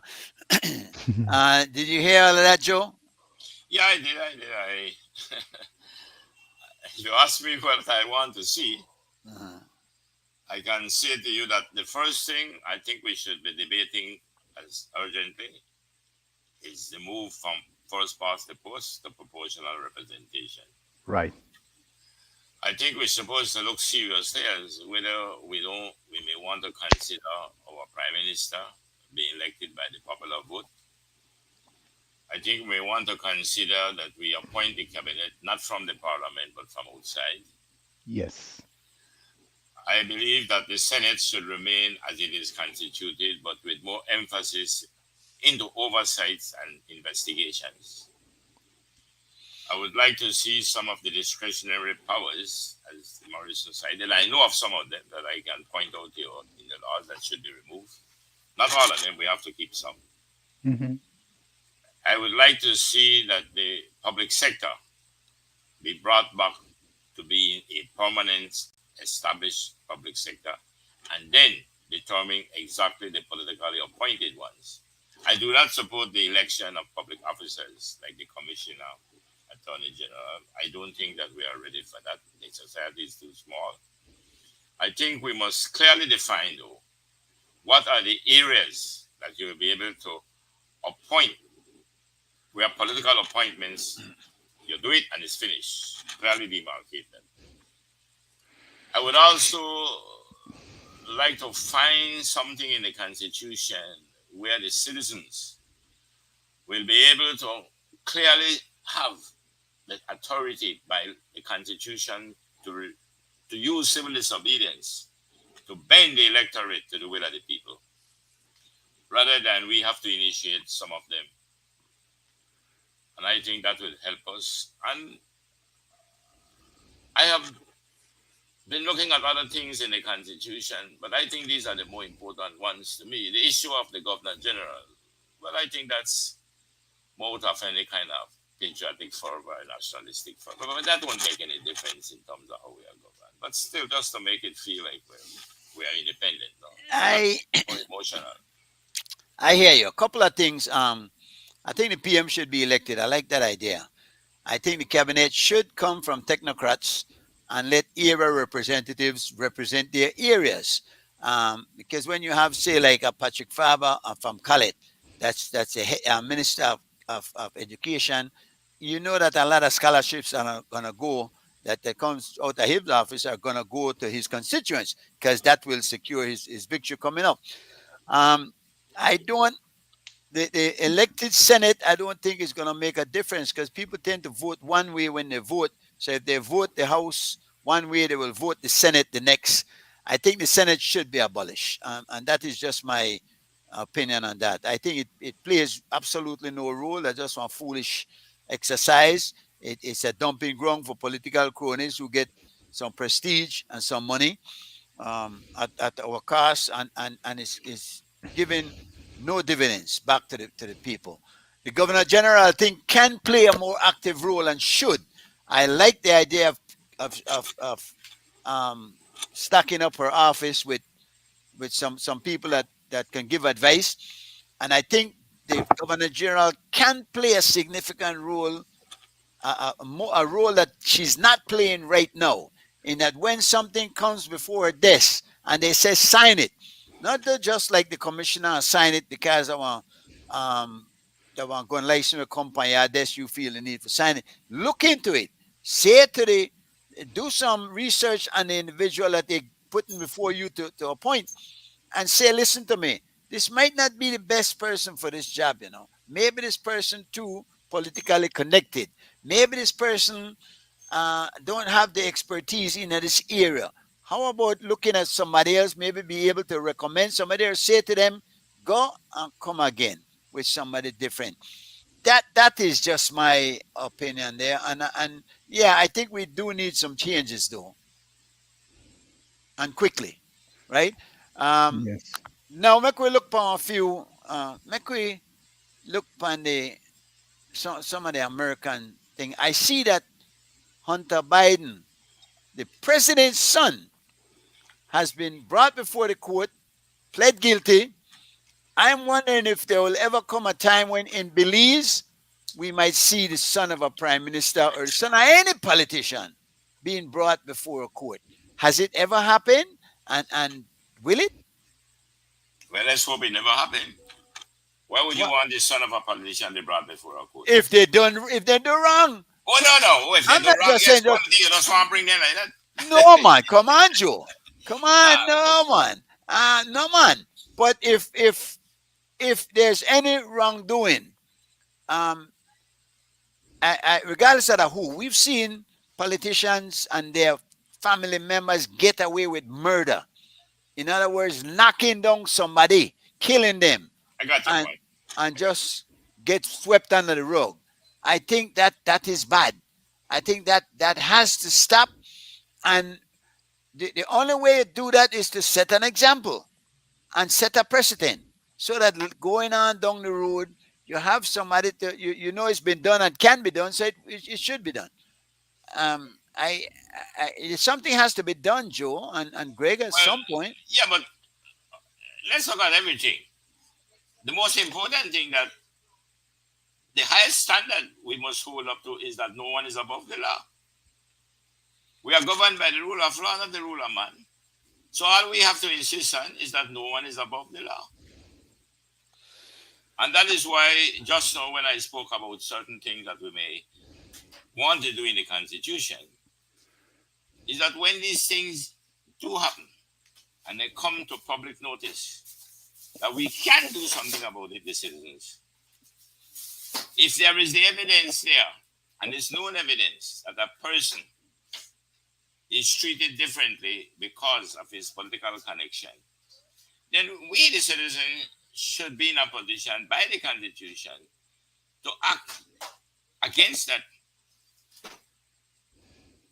And if need be, through class action, we should be able to take action against the responsible person, whether it is a public officer or a politician. Of course, then you talk about going up against City Hall, which is not always a good fight to have, no? Well, if I am afraid of City Hall, then to me, I think we should have dictatorship for sure.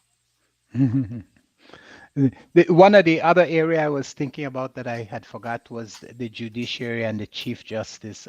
I wanted to see more of a independent way of appointing them rather than just I mean, to me, the prime minister or someone should appoint them, but I wanted to have more involvement and not just consent from like the prime minister. So when they do something, they always say, "Oh, the opposition consent." I wanted to have Actually, either they it don't. goes no, not but just he just have to Consult. speak to them, consult. They Well, I think consult. it's consent. I don't think it's consult. Well, Consult is the well, situation. yeah, I think correct. consent. They say consult, but they mean inform. They Yeah, yeah, yeah. inform that this is going to happen, Yeah. and they have to actually have the eyes will have it. They Yeah. actually have no choice. So Yeah. there must be a way. I Uh-huh. want to see more like the cabinet having that capability. Oh, like in the US, you have they have to be forwarded once they get appointed. They have to be forwarded by the Senate, and the Senate can withhold their consent. And so then the president would not be able to appoint them.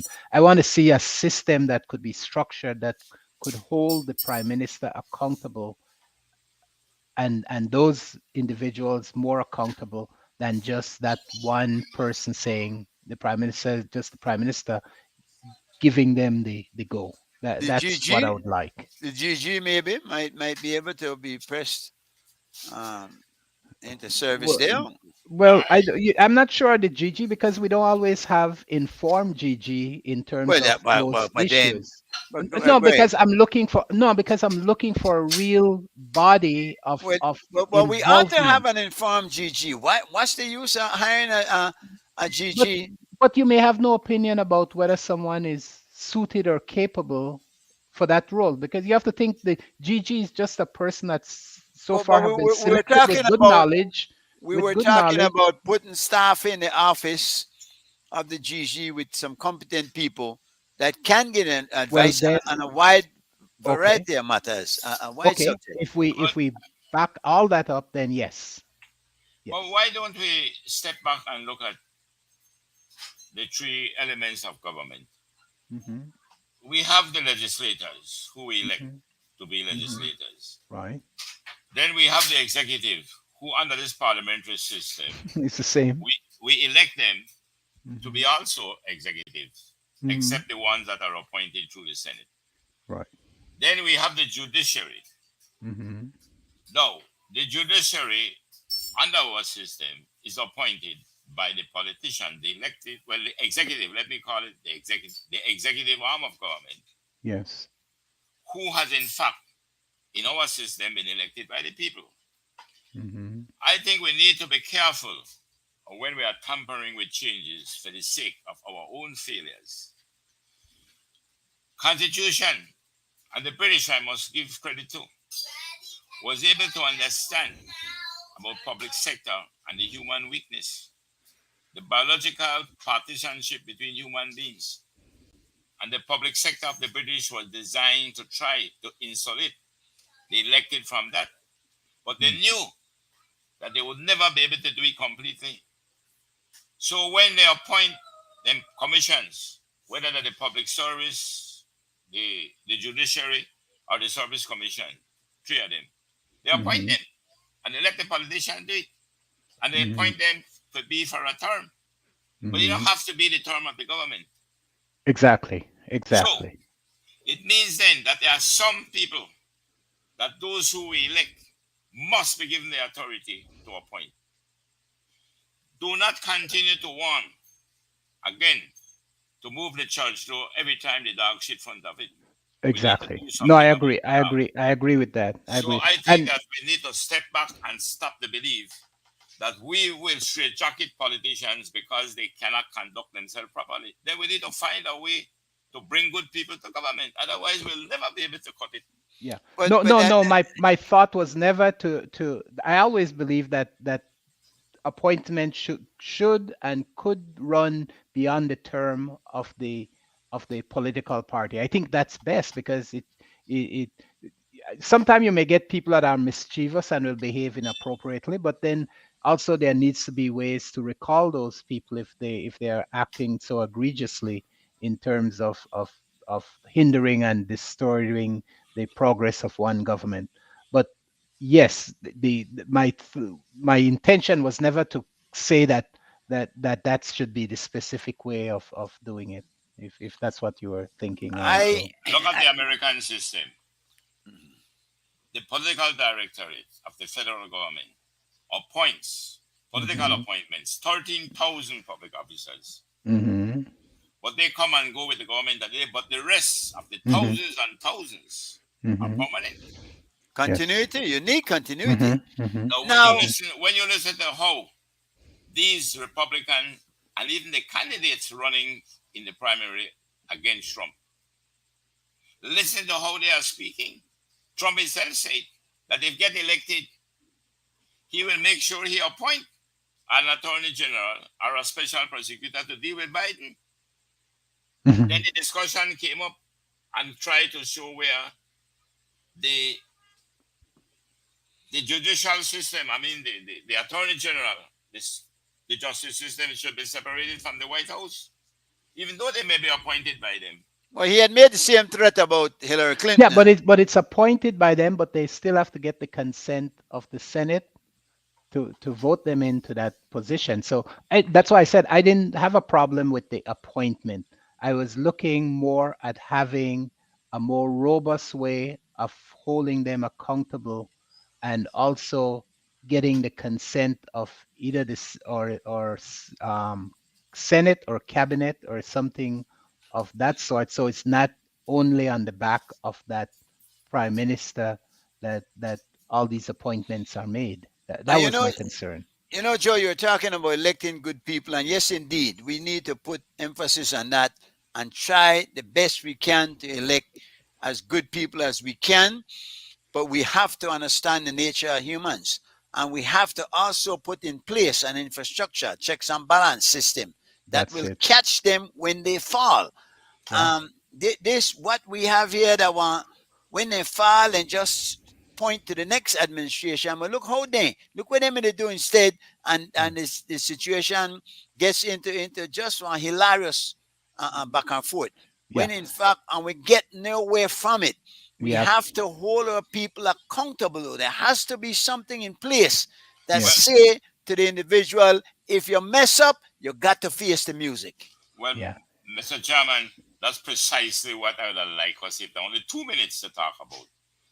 I am saying that all the oversight and internal controls for this country are in place, and they are fairly consistent with modern internal controls. Some of them obviously can be updated, and I know them because I was involved in many of them. We have, for example, over 1,000 standing orders, store orders, financial orders, transparency and accountability laws. We have them. We have the finance and the audit reform. We have the laws. The problem is there is not the compliance. How do we address the non-compliance? Through citizens' power. And that's my point.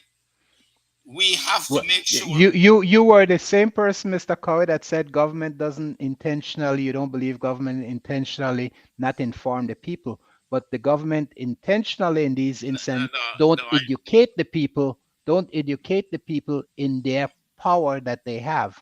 And that's why I was advocating that there needs to be some type of organization that look at these things, are aware of these things, and bring it to the common people, the regular people, the general citizenry, that could make advocacy and address some of these very same things. Yeah, but I need to clarify that. Okay. That's what I said, was that I do not believe, from my experience with PUP and UDPs, that any of them set out intentionally not to educate the people, to keep them subservient to them. I don't believe that is the case. Not intentionally, but certainly it's done, and it's a result. Same, Joe. Joe's playing trick words with me, that's exactly what you said. And the statement did strike a chord with me. Make I finish qualifying my position. Okay. What I find that in many of the cases, they don't even understand what needs to be done. So if you don't understand it, you can't appreciate it. When they were advocating, when Evan X. Hyde, who was one of the strongest advocates to teach African history in the schools, it was not the politicians who were so opposed to it. It was the very churches, because of the state church system. It's not the politicians. No, I blame them for not taking the initiative to do it.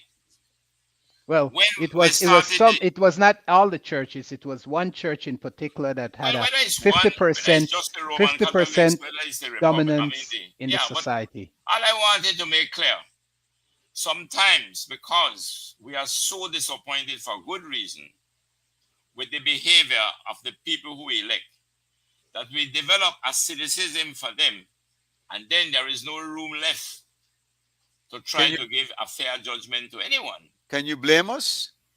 I blame us. You do? I mean, if you get, my boy, if you knock me enough time, you can't blame me for duck when I see the come. No, if I knock you enough time and you duck when I see the come, I want to keep the knock you because you keep ducking. Interesting. I know. You're not getting no strong point for that one. But certainly, listen, guys, it is obvious that what we have is not working. In particular, when we see our government going to court time and time again and being made to pay these astronomical sums, which just keep adding up on our debt, and it's unsustainable. Right. I mean, the debts that we have to pay at some point. How can we do that if we not got the resources? We not got the wherewithal. Mr. Chairman, you raise a good point. But what I am saying, and I said it quite often, we continue to dramatize, emphasize, and we should, the symptoms. What is it you think we can do now to address that problem you spoke of just now? You were quite right in what you said. The extravagance, the reckless spending of money, the lack of prudential management.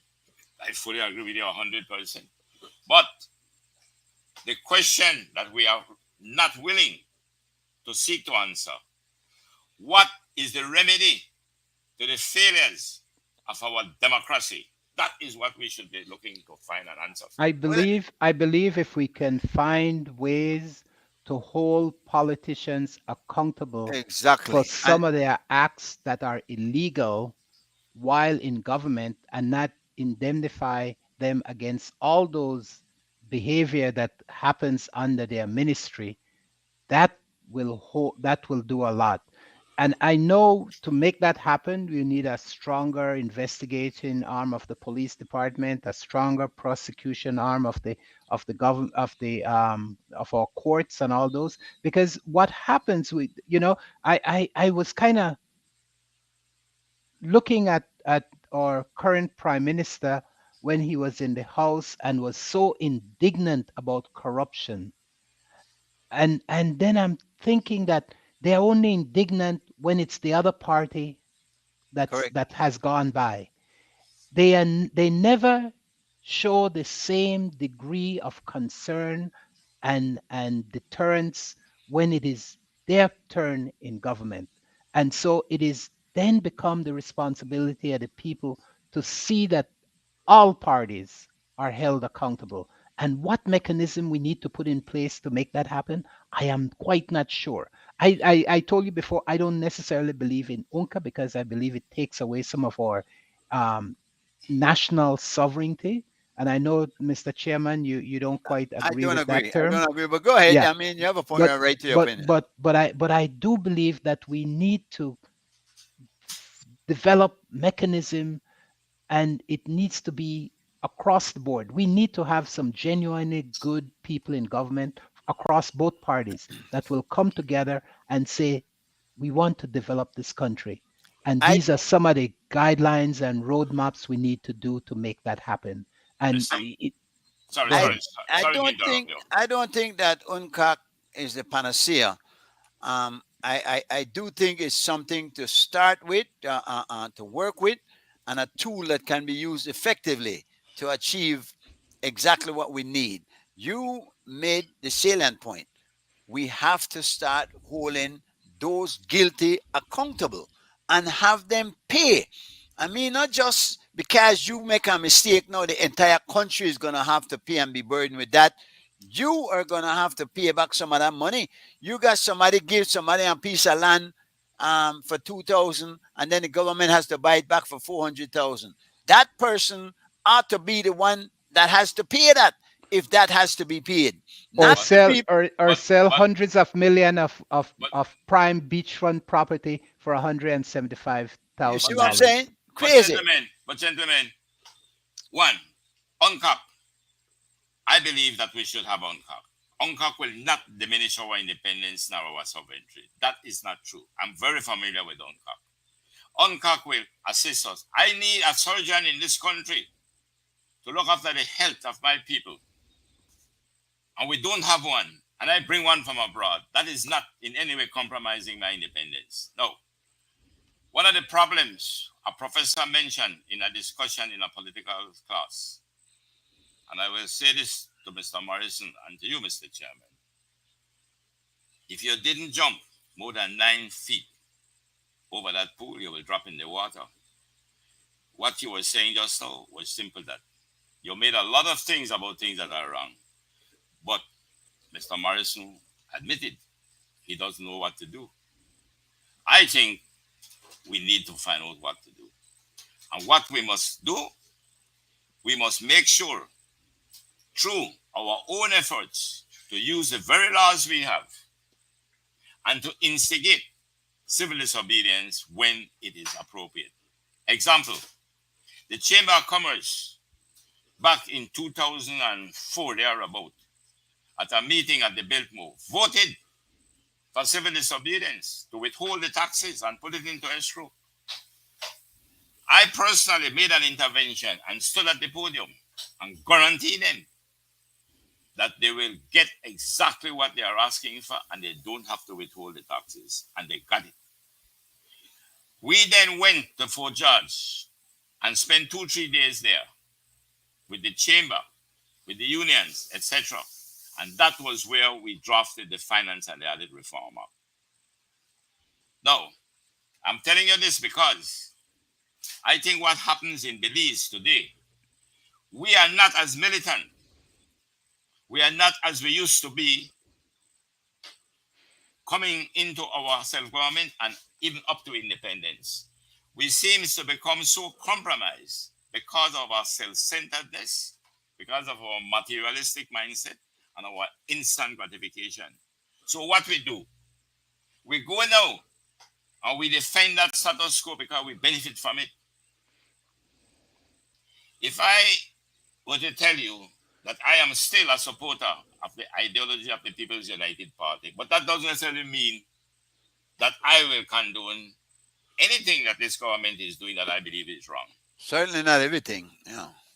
So I feel like, Mr. Chairman and Mr. Morrison, the ball is in our court. I think the big step that has to be made is that for all of us to love Belize more than we love our political party and more than we love our self-interest, as you put it.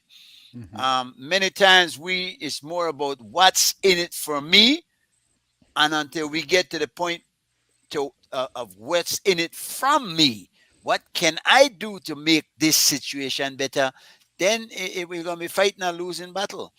And we shouldn't be doing that. You are so right, Mr. Chairman. It's not that you love Caesar less, but that you love Romo. There you go. Yeah, exactly. And that's a good one for us to be going out on. We're getting close to the end of this. Really, fellas, it's been a good discussion tonight. And I think we have to have this more. And we did well amongst ourselves without any guests. We're working on a good guest for next week. We certainly want to thank CY up there in New York City for his productive skills. Joe, again, thanks for coming with us every time, even when you have to do it from far away. Joe, Greg, it's a pleasure, my brother, and you bring a lot to the table. We want to say thank you, folks, for joining us once again. CY, I hear you in the background. Yes, King. Rascal. Yeah, man. Thank you. Have a pleasant evening. Respect Have everybody. a great night. Love. Yeah, Good man. show, good show, good show. Yeah, man.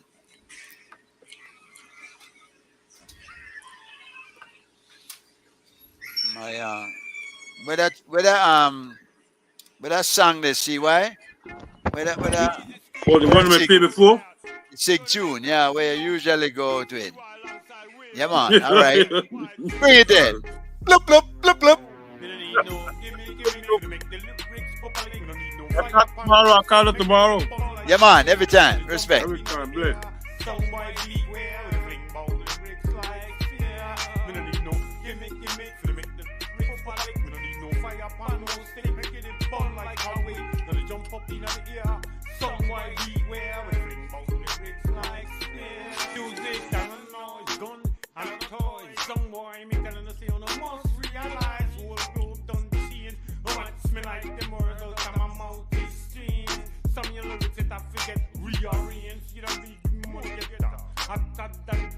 When you sing, why you have to this song so bitter? You get opportunity with that responsibility to achieve reality. We don't need no gimmick to make the lyrics popular. We don't need no fire upon no stick, make it ball like a weight. Gonna jump up in the air, song by beware. We fling about lyrics like fear. We don't need no gimmick to make the lyrics popular. We don't need no fire upon no stick, make it ball like a weight. Gonna jump up in the air, song by beware. We fling about lyrics like fear. Violence prevention, that with the mention. Why you have to spit with so much bad intention? So I must say it, so shall it be. What's the seed far close to the G? You know, say retire that the negativity, plus you stay the complete. Even though you have dollars, they fall like rain. Still want drive in another man lane. You don't need no gimmick to make the lyrics popular. You don't need no fire upon no stick, make it ball like a weight. Gonna jump up in the air, song by beware. We fling about the lyrics like fear. We don't need no gimmick to make the lyrics popular. We don't need no fire upon no stick, make it ball like a weight. Gonna jump up in the air, song by beware. We fling about the lyrics like fear.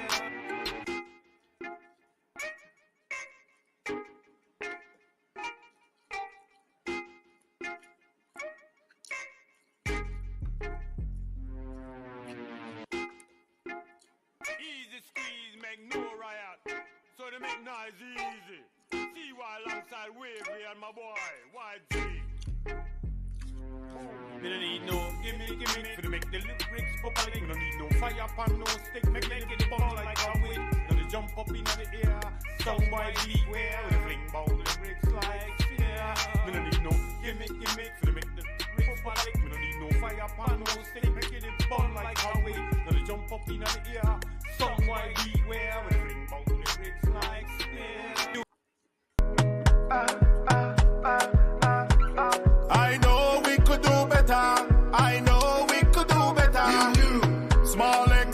For victory, walk away from trouble. That is a victory. Ceasefire, who no picnic. Put down the guns and land on the ABC. What's going on? You just pull that trigger. What's going on? You're excited to kill another brother. Bop, bop, bop, bop. Another shot boss. Another youth murder. Bop, bop, bop, bop. Tears running from the eyes of another mother. No bad man there. No bad man there. No bad man. No bad man there. You will get burned when you're messing fire. No bad man there. No bad man. No bad man there. No bad man. No bad man there. Be a leader, not a follower. My opinions, our generation mess up the young kids them. They don't have no respect. Mommy and daddy store away the bell from them. No lesson learned. Them all sell out them goddamn friends. And anything that isn't trend, they will follow that right up to the end. It get worse when them get God. Hey, out of the school. And all them politicians think they could take what we fool. Life means nothing to others now. Human just cruel. And everybody in power. Hey, take poor people from you. Your time is ticking. Tick, tick, tick, tick, tick, tick, tick, tick, tick. Like a time bomb. Tick, tick, tick, tick, tick, tick, tick, tick. One day I mess with the wrong one. Then tick, tick, tick, tick, tick, tick, tick. Put down the guns. Then no tick, tick, tick, tick, tick. What's going on? You just pull that trigger. What's going on? You're excited to kill another brother. Bop, bop, bop, bop. Another shot boss. Another youth murder. Bop, bop, bop, bop. Tears running from the eyes of another mother. No bad man there. No bad man there. No bad man. No bad man there. You will get burned when you're messing fire. No bad man there. No bad man. No bad man there. No bad man. No bad man there. Be a leader, not a follower. Hey, hey. Me singing for the youths them. Put down the guns. Get a paper and a pen. Me singing for the youths them. Life is what you make of it, my friend. It will chew you up and spit you out. Do you comprehend? Don't be a statistic. Living by the gun, you will be condemned. Don't be a statistic. Love is what honesty recommend. When you pull that trigger, both I wanna lose. And some innocent victim will depend the news. What's going on? You just pull that trigger. What's going on? You're excited to kill another brother. Bop, bop, bop, bop. Another shot boss. Another youth murder. Bop, bop, bop, bop. Tears running from the eyes of another mother. No bad man there. No bad man there. No bad man. No bad man there. You will get burned when you're messing fire. No bad man there. No bad man. No bad man there. No bad man. No bad man there. Be a leader, not a follower.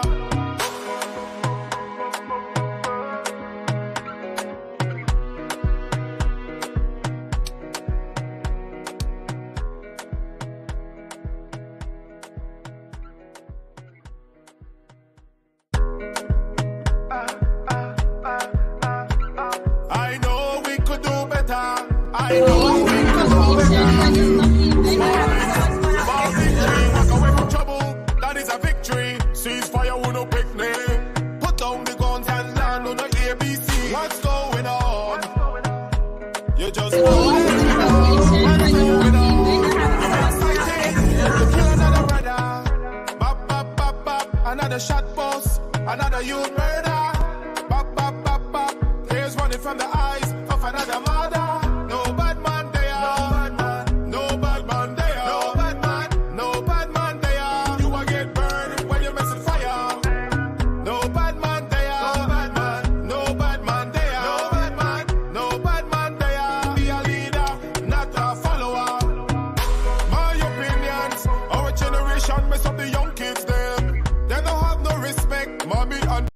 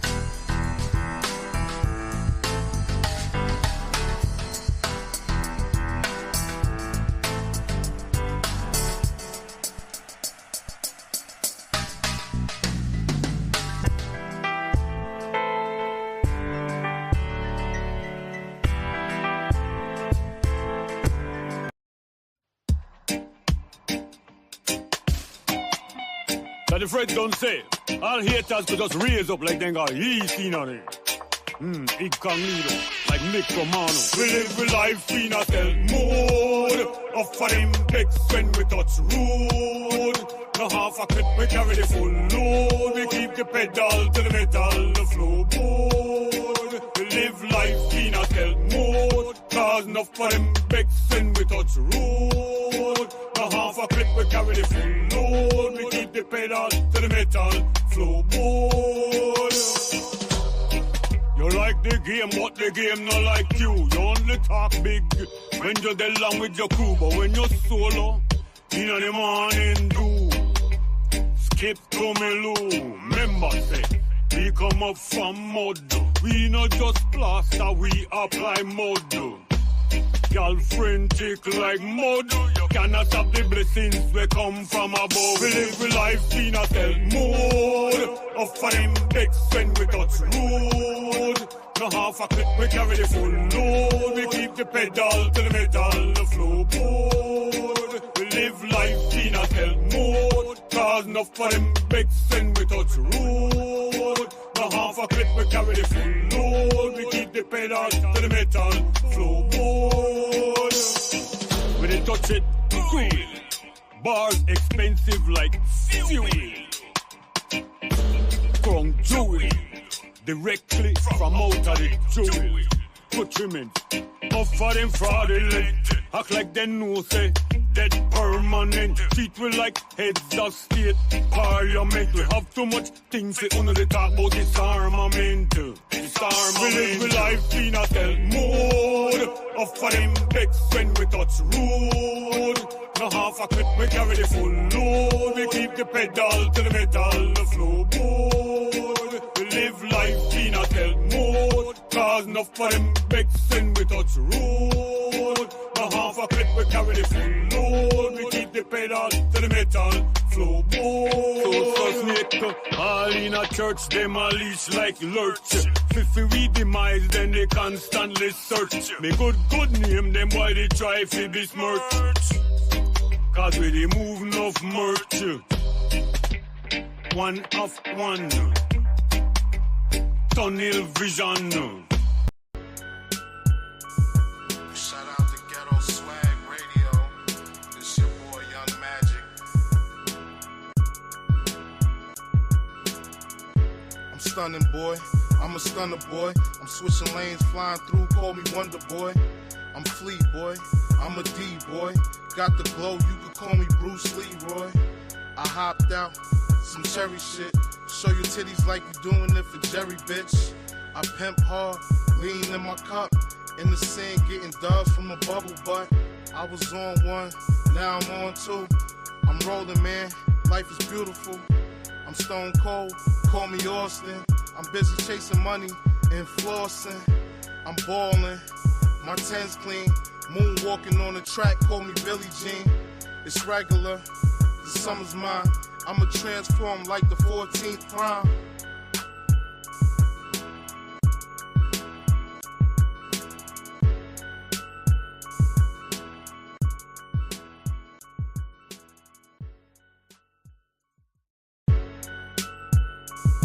Shout out to Ghetto Swag Radio. This your boy Young Magic. I'm stunning, boy. I'm a stunner, boy. I'm switching lanes, flying through. Call me Wonder Boy. I'm Fleet, boy. I'm a D, boy. Got the glow, you could call me Bruce Lee, Roy. I hopped out, some cherry shit. Show your titties like you doing it for Jerry, bitch. I pimp hard, lean in my cup. In the sand, getting dubs from a bubble butt. I was on one, now I'm on two. I'm rolling, man, life is beautiful. I'm stone cold, call me Austin. I'm busy chasing money and flossing. I'm ballin', my ten's clean. Moonwalking on the track, call me Billie Jean. It's regular, the summer's mine. I'ma transform like the 14th prime.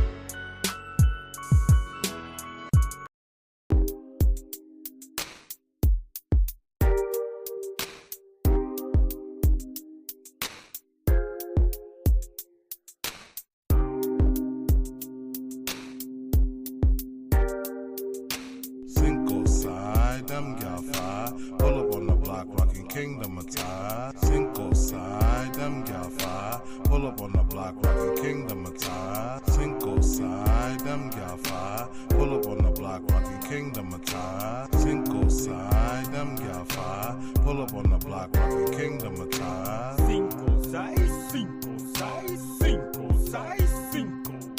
Cinco, seis, cinco, seis, cinco, seis, cinco. Cinco, seis, cinco, seis, cinco, seis, cinco. Cinco, seis, cinco, seis, cinco, seis, cinco. Cinco side, them gal fire. Pull up on the block, rocking Kingdom attire. Cinco side, them gal fire. Pull up on the block, rocking Kingdom attire. Cinco side, them gal fire. Pull up on the block, rocking Kingdom attire. Cinco side, them gal fire. Pull up on the block, rocking Kingdom attire. Most jelly, jam no shake like that. And most lava because fire no hot like that. Body organic, that gym squats that. 0% fat, woman. Straight savage, thicker than a snicker from out of my fridge. The way she have the thing, they swing like big bridge. Me have to tiptoe fi gain leverage. Cinco side, them gal fire. Pull up on the block, rocking Kingdom attire. Cinco side, them gal fire. Pull up on the block, rocking Kingdom attire. Cinco side, them gal fire. Pull up on the block, rocking Kingdom attire. Cinco side, them gal fire. Pull up on the block, rocking Kingdom attire. Cinco, seis, cinco, seis, cinco, seis, cinco. Cinco, seis, cinco, seis, cinco, seis, cinco. Cinco, seis, cinco, seis, cinco, seis, cinco. Cinco, seis, cinco, seis, cinco, seis, cinco. 5 and then 6. Girl, flex, time fi have. Make we just chill on Netflix. Now make the outside nice, create no conflict. Hating pan, we loving relationship. We have to stay wide from the toxic trip. Plus tie your grip, have me the pop off like a rocket. You and me wifey and me side chick. Read the pamphlet, read the pamphlet.